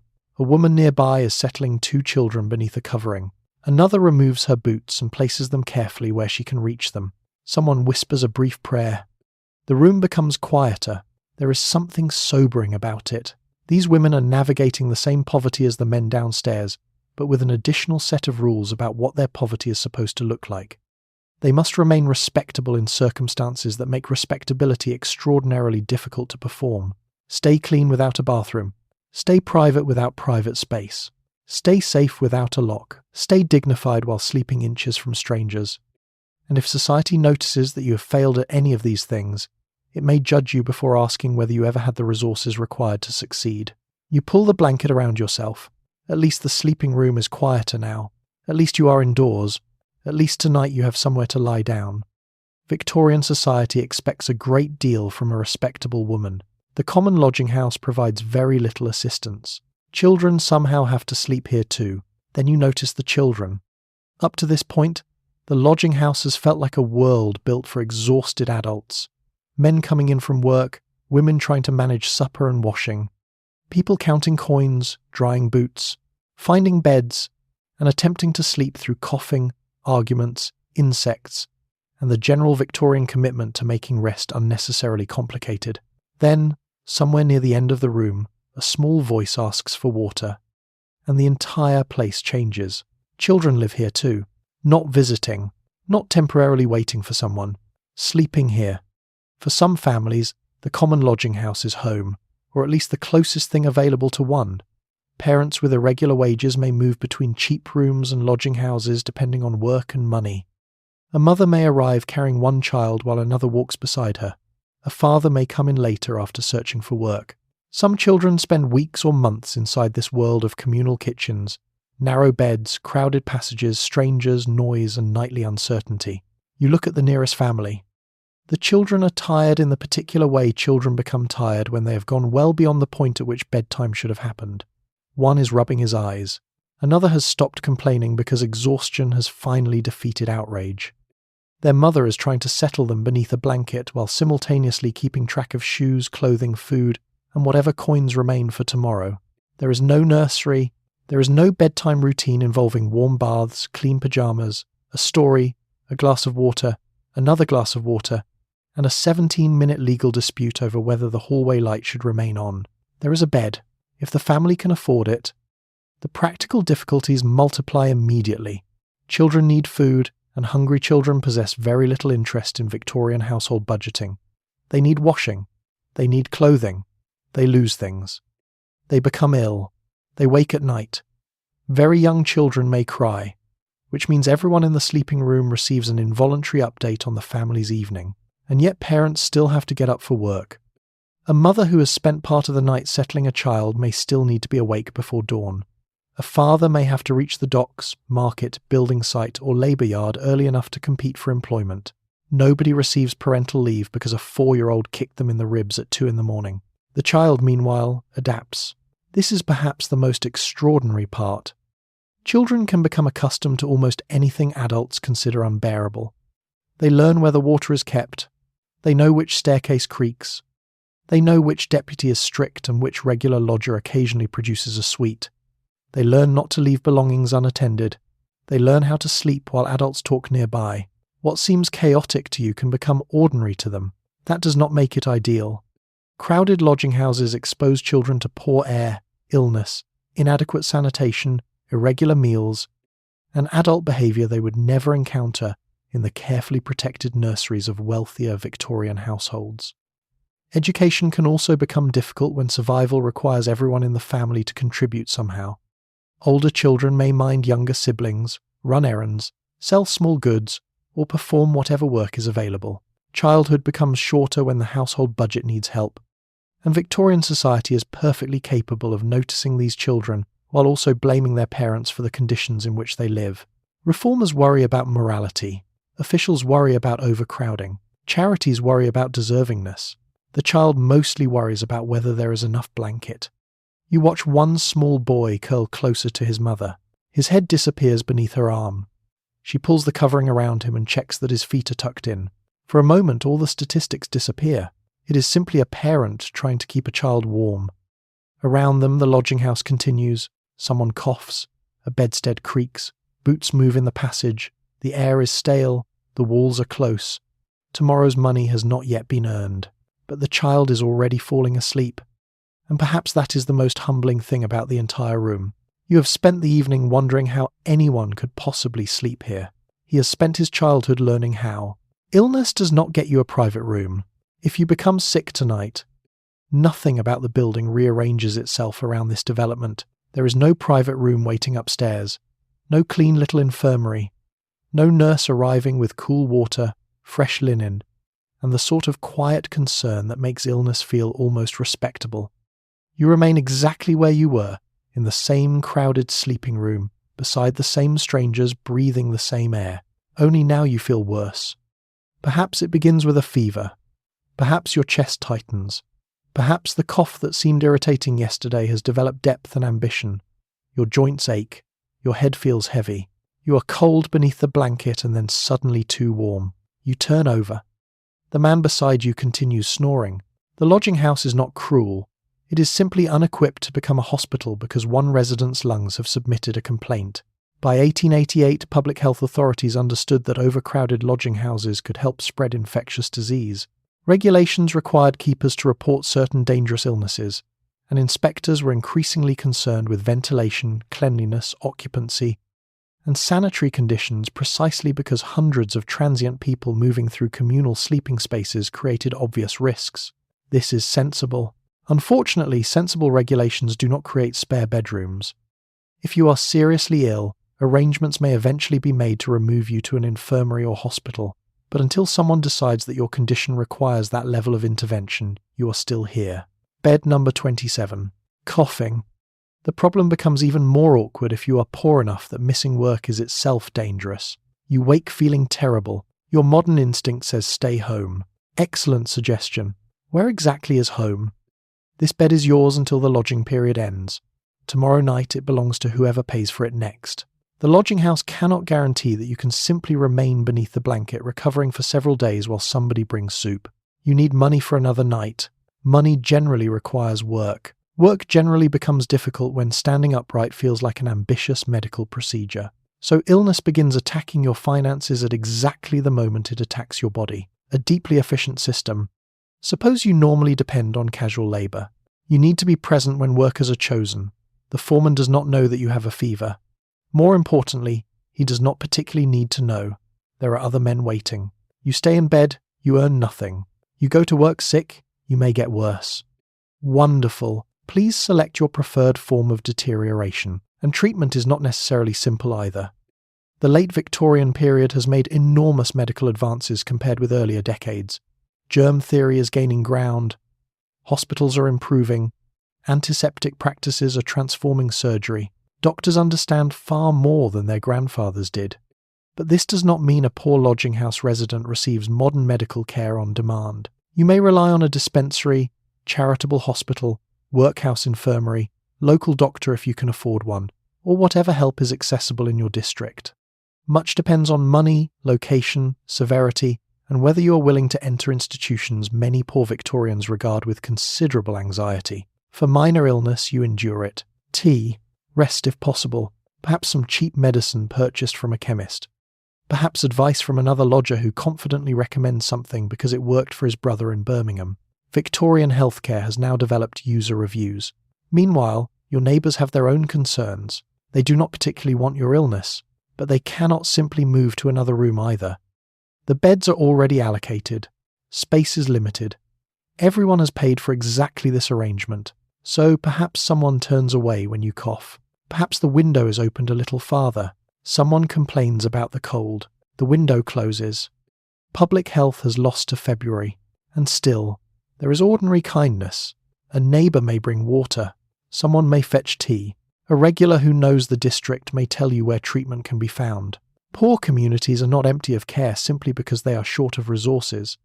Often the opposite is true. You rely on people because there is so little else to rely on. You pull the blanket closer and close your eyes. Around you, the lodging house continues breathing, coughing, snoring, shifting, and waiting for morning. You are ill. You are indoors. For tonight, those two facts must occupy the same bed. The police can inspect the house without making it pleasant. Now remember the word registered. It sounded reassuring when you first saw it above the door. Official. Supervised. Almost respectable. And to be fair, registration does mean something. By 1888, common lodging houses in London were subject to rules about overcrowding, sanitation, ventilation, separation of sleeping accommodation, and the general condition of the premises. The authorities could inspect. The police could enter. The keeper could not simply place 50 people in a cupboard and describe the arrangement as economical. Progress.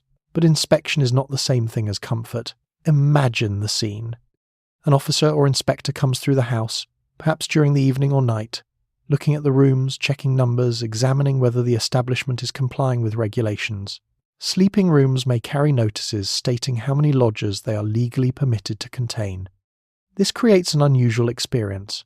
You are lying in a crowded dormitory beneath a blanket whose previous career you have wisely stopped investigating, surrounded by coughing strangers and the faint possibility of bedbugs, while somewhere on the wall is an official notice confirming that this is the correct amount of misery for the dimensions of the room. Very reassuring. The calculations matter because overcrowding is dangerous. Too many people sleeping in too little space means worse ventilation, easier transmission of disease, greater difficulty escaping a fire, and even fewer opportunities for the already ambitious concept of personal privacy. So, officials establish limits. Perhaps the room is licensed for 20 men. There are 20 men. Excellent. The law has saved you from 21. You should probably write a thank you letter. Still, this regulation is genuinely better than nothing. In earlier and badly managed lodging houses, owners had strong financial incentives to squeeze in as many paying bodies as possible. Every mattress produces another few pennies. Every patch of floor potentially becomes income. Without enforcement, the obvious business model is simple. More beds. Then more beds. Then, one final bed placed somewhere that was previously considered a passage. The police and sanitary authorities are attempting to stop exactly that.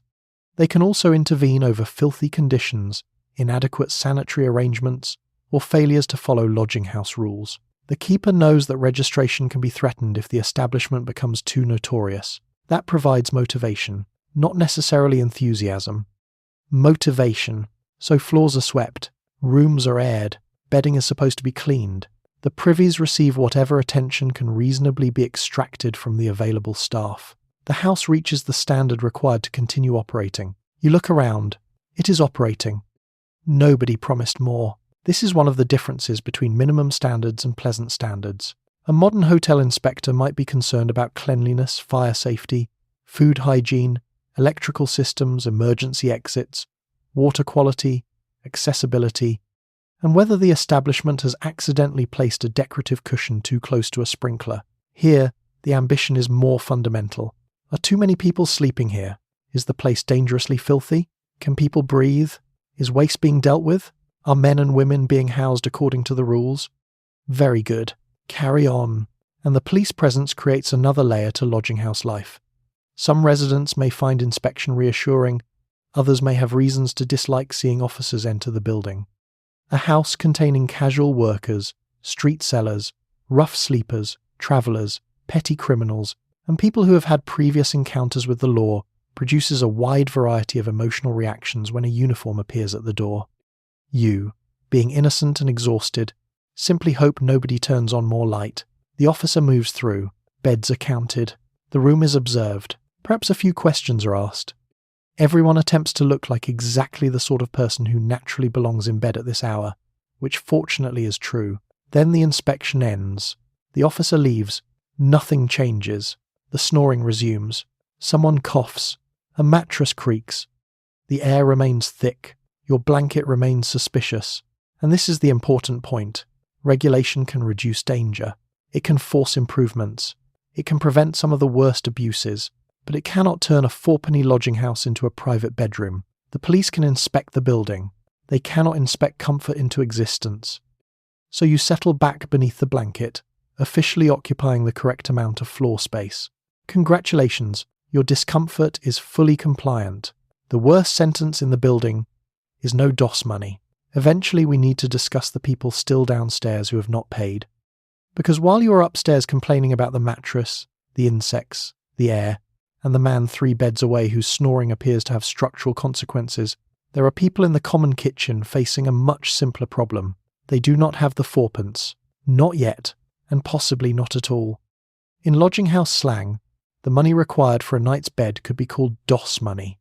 It is a tiny sum until you are the person missing part of it. Then 3pence and 4pence stop behaving like coins and begin behaving like a locked door. Downstairs, a man sits near the fire counting what he has.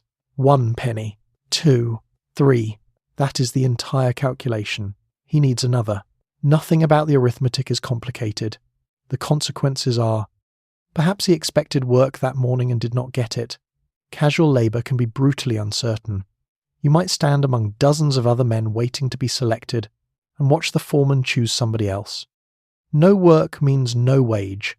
No wage means the day's expenses immediately begin fighting among themselves. Food wants money. A bed wants money. Your boots still need repairing. Tomorrow has also expressed an interest. You cannot satisfy everyone.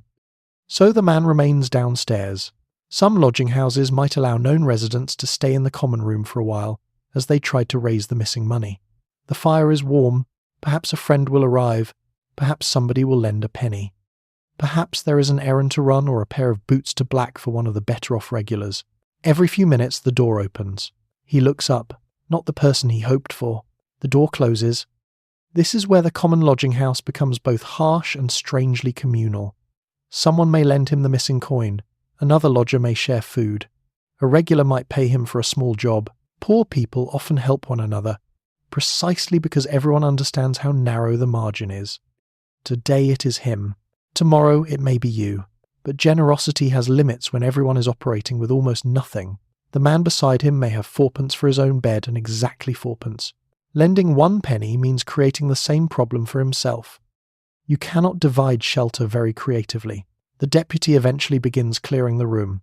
He has already collected the money from those sleeping upstairs. The people remaining near the fire now become obvious. They are not waiting for supper. They are waiting for a miracle worth 1 penny. The deputy asks, "Have you got your DOS money?" There it is. Possibly the worst sentence in the building. One man produces the coins. Relief. Another digs through his pocket again, despite having checked it several times already. Perhaps the missing penny has appeared through administrative error. It has not. He tries another pocket. Nothing. There is something almost painful about watching someone search clothing they already know is empty. Perhaps he asks for credit. If he is a trusted regular, the deputy may occasionally have some discretion. But lodging houses survive on nightly payments, and allowing unpaid beds too freely creates an obvious problem. The keeper is running a business. A very cheap business. But still a business. You cannot pay the coal merchant with an explanation about someone's unfortunate afternoon. So eventually the answer comes. No money. No bed. The man stands. He may linger another minute beside the warmth. That makes sense. Outside, the night is cold. The fire is directly in front of him. Upstairs, dozens of people are lying beneath blankets that seemed disgusting to you 20 minutes ago. Now they look luxurious. This is the cruel transformation. Once you cannot afford the lodging house, every complaint about it changes shape. The shared privy is better than no privy. The dirty blanket is better than no blanket. The coughing stranger is better than the empty doorway where you may spend the night. Even the bed bugs are technically included with shelter. The front door opens. Cold air enters. The man steps outside. Perhaps he will find somewhere else. Perhaps another lodging house charges less. Perhaps a friend will take him in. Perhaps he walks until morning. You hear the door close. Then the kitchen becomes warm again. Upstairs, you shift beneath your questionable blanket and suddenly feel considerably less inclined to complain. You have insects. You have snoring. You have terrible air. But tonight you also had fourpence. Being turned out makes the lodging house look luxurious. And this is the great Victorian reversal. For most of the evening, you have been judging the lodging house by modern standards. The bedding is questionable, the air is thick, the privy is unpleasant. The man beside you snores like a small industrial machine. Somewhere in the mattress, several insects have established permanent residency without contributing a penny toward the rent. Then you imagine the alternative. Outside, suddenly the lodging house looks magnificent. If you cannot raise the few pennies required for a bed, Victorian London does not provide you with a comfortable emergency accommodation service waiting politely around the corner. There are workhouses, charities, casual wards, shelters, and other forms of relief, but access can involve rules, stigma, limited places, inconvenience, and conditions that many poor people would avoid if they had any other option. So tonight, you may simply remain in the streets. The front door closes behind you. The warmth disappears immediately. It is late, the shops are shut, public houses are closing, the pavements are wet. Gas lamps throw small yellow circles through the darkness, but they provide absolutely no heat unless you intend to climb one. You pull your coat tighter. Now remember that you are tired. Not pleasantly tired, not the sort of tired that comes after a long Sunday walk followed by dinner and the satisfying knowledge that clean sheets are waiting upstairs. You are exhausted from work, or from looking for work, which can involve almost as much walking with considerably less money at the end. Every part of you wants to lie down. The city refuses to provide anywhere sensible to do it. You try a doorway. It offers some shelter from the wind. Unfortunately, doorways belong to buildings, and buildings contain people who may object to waking up and discovering that you have become part of the entrance. A constable may move you along. A porter may appear. Someone opening the premises before dawn may decide that whatever sympathy they possess does not include stepping over you. So you move. Perhaps you find an archway. Perhaps a covered market. Perhaps the lee side of a wall. Perhaps a bench, assuming the bench is available and nobody with official authority decides that sleep is not among the activities for which it was designed. Contemporary observers of London's poor describe people walking through the night because they lacked money for shelter. Movement helps against the cold. It also prevents you from lying somewhere long enough to be challenged. You walk, street after street. The city feels very different after midnight. London never becomes entirely silent. Carts still move. Market traffic begins absurdly early. Policemen make their rounds. Horses strike the road with hollow steps. Somewhere a railway carries people who have seats, roofs, and destinations. You have none of those. You simply keep moving. And the weather does not need to be dramatic to make this miserable. It does not require snow. A cold, damp night is enough. Victorian clothing provides warmth when dry.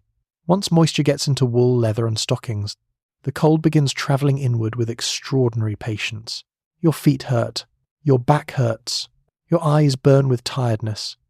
Now, think about the bed you criticised upstairs. The mattress with the hollow in the middle? Beautiful. The blanket that smelled faintly of 20 previous occupants? Exceptional. The man coughing beside you. At this point, delightful company. Even the insects begin receiving a strangely generous reassessment. At least the bedbugs live indoors. You begin to understand why someone might spend their final coins on lodging before food, drink, or almost anything else. A roof changes the night completely. Indoors, you can stop walking. You can take off your boots. You can warm yourself by the fire. You can put your head down for several hours without expecting somebody to tell you to move. This is what fourpence really buys. Not luxury, permission to stop. That may be the most valuable thing of all. As the hours pass, the coldest part of the night approaches. The streets become quieter, then gradually begin waking again. Market workers appear, carts arrive, bakers are already working. London starts another day while you have not properly finished the previous one. And somewhere nearby, inside the lodging house, men are beginning to stir beneath those terrible blankets. They slept. You did not. The difference is fourpence. By dawn, you no longer think of the common lodging house as dirty, crowded, noisy accommodation. You think of it as the place with a fire, the place with walls, the place where people are allowed to lie down. Victorian poverty has successfully lowered your standards in a single night. And the truly frightening part is that tomorrow evening, you may still need to find another fourpence to get back inside. 4:30 arrives with absolutely no sympathy. You eventually fall asleep. Not gracefully. There is no peaceful moment where the room becomes silent, your breathing slows, and you drift gently into a soft Victorian dream involving rolling countryside and a distant church bell. You simply reach the point where exhaustion becomes stronger than the snoring, coughing, scratching, creaking, stale air, suspicious bedding, and the uncomfortable button currently buried somewhere beneath your cheek inside your clothing pillow arrangement. Your body gives up first. One moment you are listening to the man 2 beds away breathing through his nose like a damaged concertina. The next, you are unconscious. And then somebody wakes you. It is 4:30 in the morning. Good morning. This is not a mistake. Contemporary investigators staying in cheap lodging houses recorded extremely early wake-up calls because many residents needed to reach work, markets, docks, or places where casual labourers gathered long before respectable London considered opening its curtains. If you asked the deputy to wake you at 4:30, he would do exactly that. The service is complimentary. The compassion is not. A voice calls your bed number. Perhaps someone shakes your shoulder. Perhaps a knock or shout moves through the dormitory as several men are awakened in sequence. You open your eyes. Everything hurts. For several seconds, you have no idea where you are. Then the smell returns. The room, the blanket, the strange ceiling, the man beside you. Ah, yes, Victorian London. Wonderful. You have slept perhaps a few hours, interrupted by coughing, insects, late arrivals, and one downstairs argument that briefly seemed capable of becoming parliamentary business. Your neck has spent the night resting on folded trousers. One leg has gone numb. Your mouth feels dry enough to qualify as building material. And now you need to get up. There is no snooze button. This is important. A modern alarm allows negotiation. 5 more minutes, then another 5, then perhaps 8 because the numbers have stopped mattering, and adulthood is briefly suspended. The lodging house wake-up call is less collaborative. You asked for 4:30 because you need 4:30. If you remain in bed, another man gets to the hiring place before you do. That man may get the day's work. You may get another opportunity to admire the lodging house kitchen tonight while wondering where your next fourpence is coming from. So you sit up. Around the dormitory, other bodies begin moving. Blankets fall away, men cough themselves awake, boots are dragged from beneath bedsteads. Clothing emerges from under pillows looking as though it has spent the night participating in a wrestling match. Your first task is an inventory. Coat, still here. Waistcoat, here. Trousers, excellent news. You check the pockets. The coins remain. Your boots are still underneath the bed. This already feels like a successful morning. You dress quickly because the room is cold now that you are no longer beneath the blanket. There is no leisurely stretching. Nobody is doing 10 minutes of mobility work beside the bed while discussing lower back health. Your lower back has submitted its complaint. Management will not be responding. Downstairs, the common kitchen begins waking too. The fire may need attention. Water is heated. Tea becomes extremely attractive. Men move through the room with the quiet urgency of people whose day's income may depend on arriving somewhere before a crowd forms. Outside, London is still dark, but the markets are stirring. Horses are moving. Carts begin rattling through the streets. Bakers have been awake for hours. Porters, market workers, dock labourers, newspaper workers, and others whose jobs begin before dawn are already entering the city's machinery. You step toward the door. Yesterday's exhaustion has not disappeared. It has simply become today's starting condition. This is the part modern historical imagination often misses. Poverty does not politely wait for you to recover from poverty. A terrible night's sleep does not cancel work. Cold feet do not cancel work. A cough does not cancel work. You get up because the alternative may be losing the pennies required to come back tonight. The door opens. Cold morning air meets your face. Behind you is the bed you spent half the night complaining about. Ahead of you is work, if you are lucky. You step into the darkness. 4:30 has arrived. Victorian London is already expecting you. Your morning routine is mostly finding your possessions. You sit up and perform an inventory. This is the Victorian common lodging house equivalent of checking your phone, except instead of asking whether anyone messaged you overnight, You are asking whether you still own trousers. The room is barely awake. Grey morning light has begun pressing weakly through the windows, revealing the dormitory in a way darkness had generously avoided. Beds stand in rows.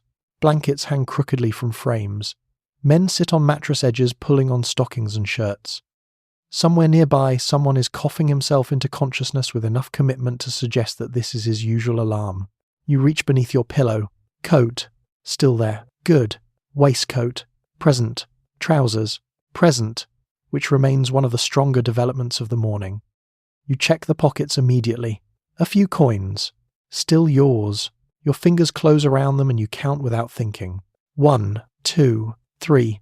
Perhaps a little more if yesterday went well. This matters because every penny has already received instructions. Some will become breakfast. Some may need to survive until evening. 4 of them, ideally, must somehow become another night's lodging. Nothing in your pocket is unemployed. Now the boots. You look beneath the bed. There they are. Both. This is surprisingly satisfying. You pull them out and inspect them briefly because footwear theft is not the only threat a pair of Victorian boots faces. Leather cracks, soles wear through, nails loosen, water gets in, mud dries around the seams. Cheap repairs eventually require repairs of their own. If your work depends on walking or standing all day, your boots are essentially industrial equipment attached to your feet. You put them on. They are cold.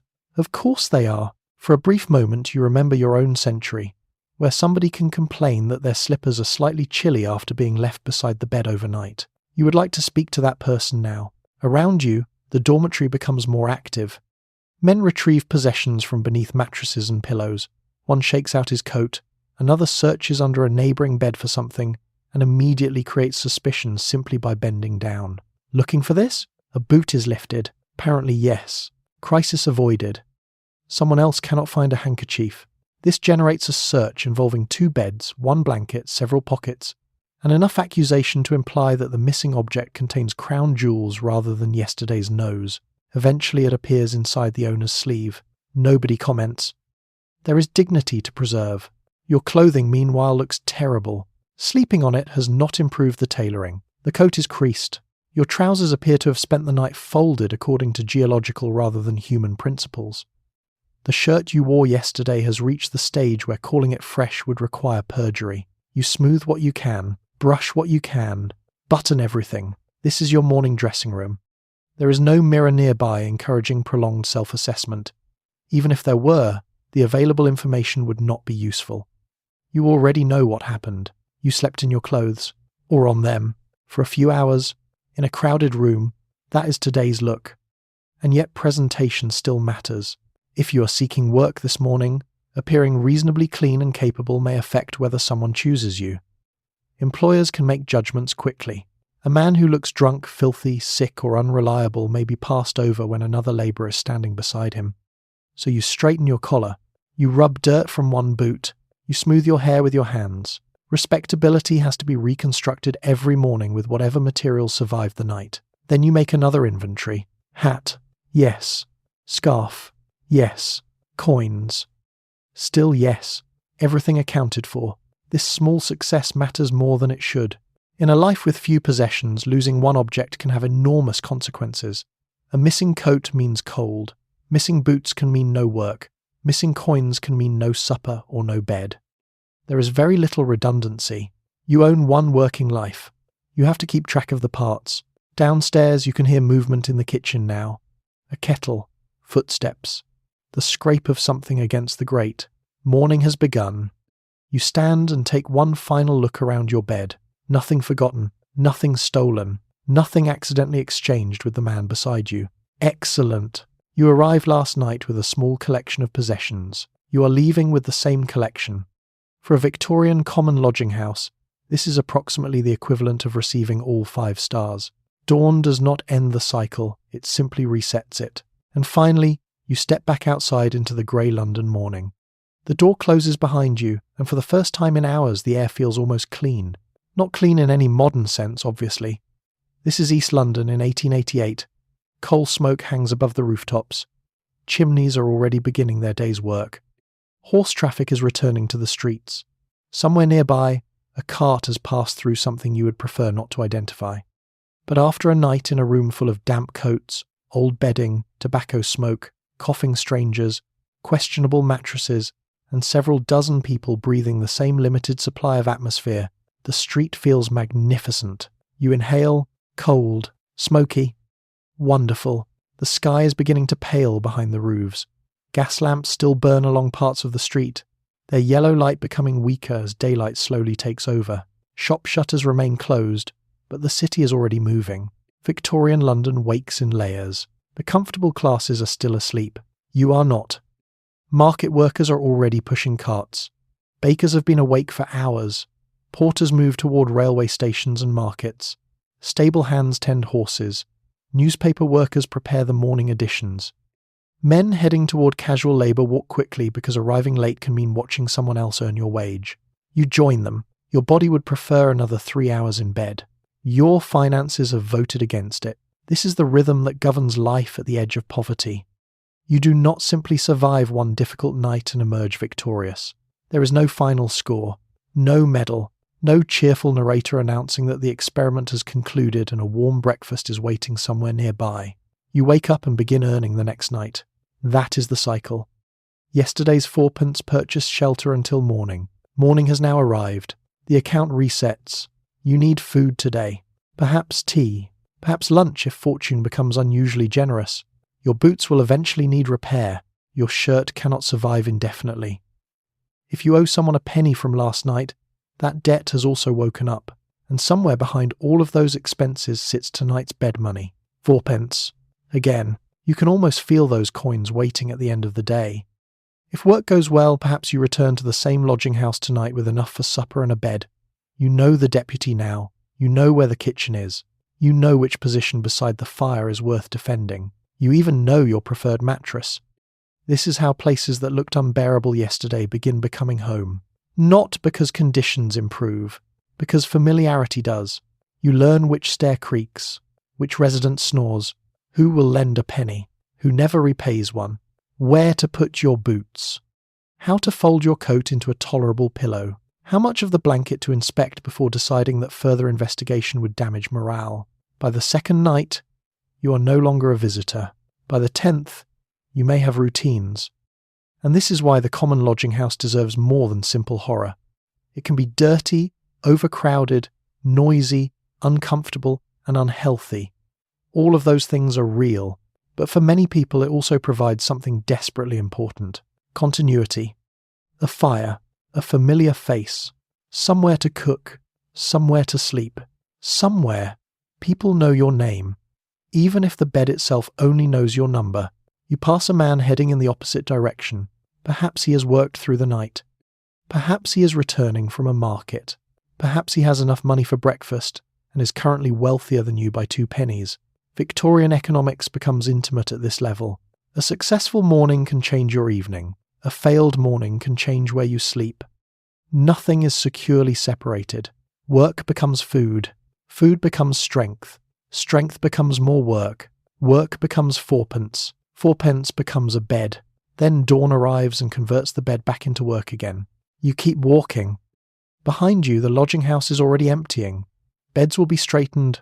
Rooms will be cleaned to whatever standard the day permits. The kitchen fire will be tended. By evening, another collection of tired people will begin coming through the door. Some will be familiar, some new, some carrying wages, some carrying almost enough. And tonight the same questions begin again. Have you eaten? Have you got your bed money? Is there space by the fire? Will your boots still be there in the morning? You turn toward the waking city. One night has ended. Nothing has been solved. You have simply reached the part where you try to earn another one.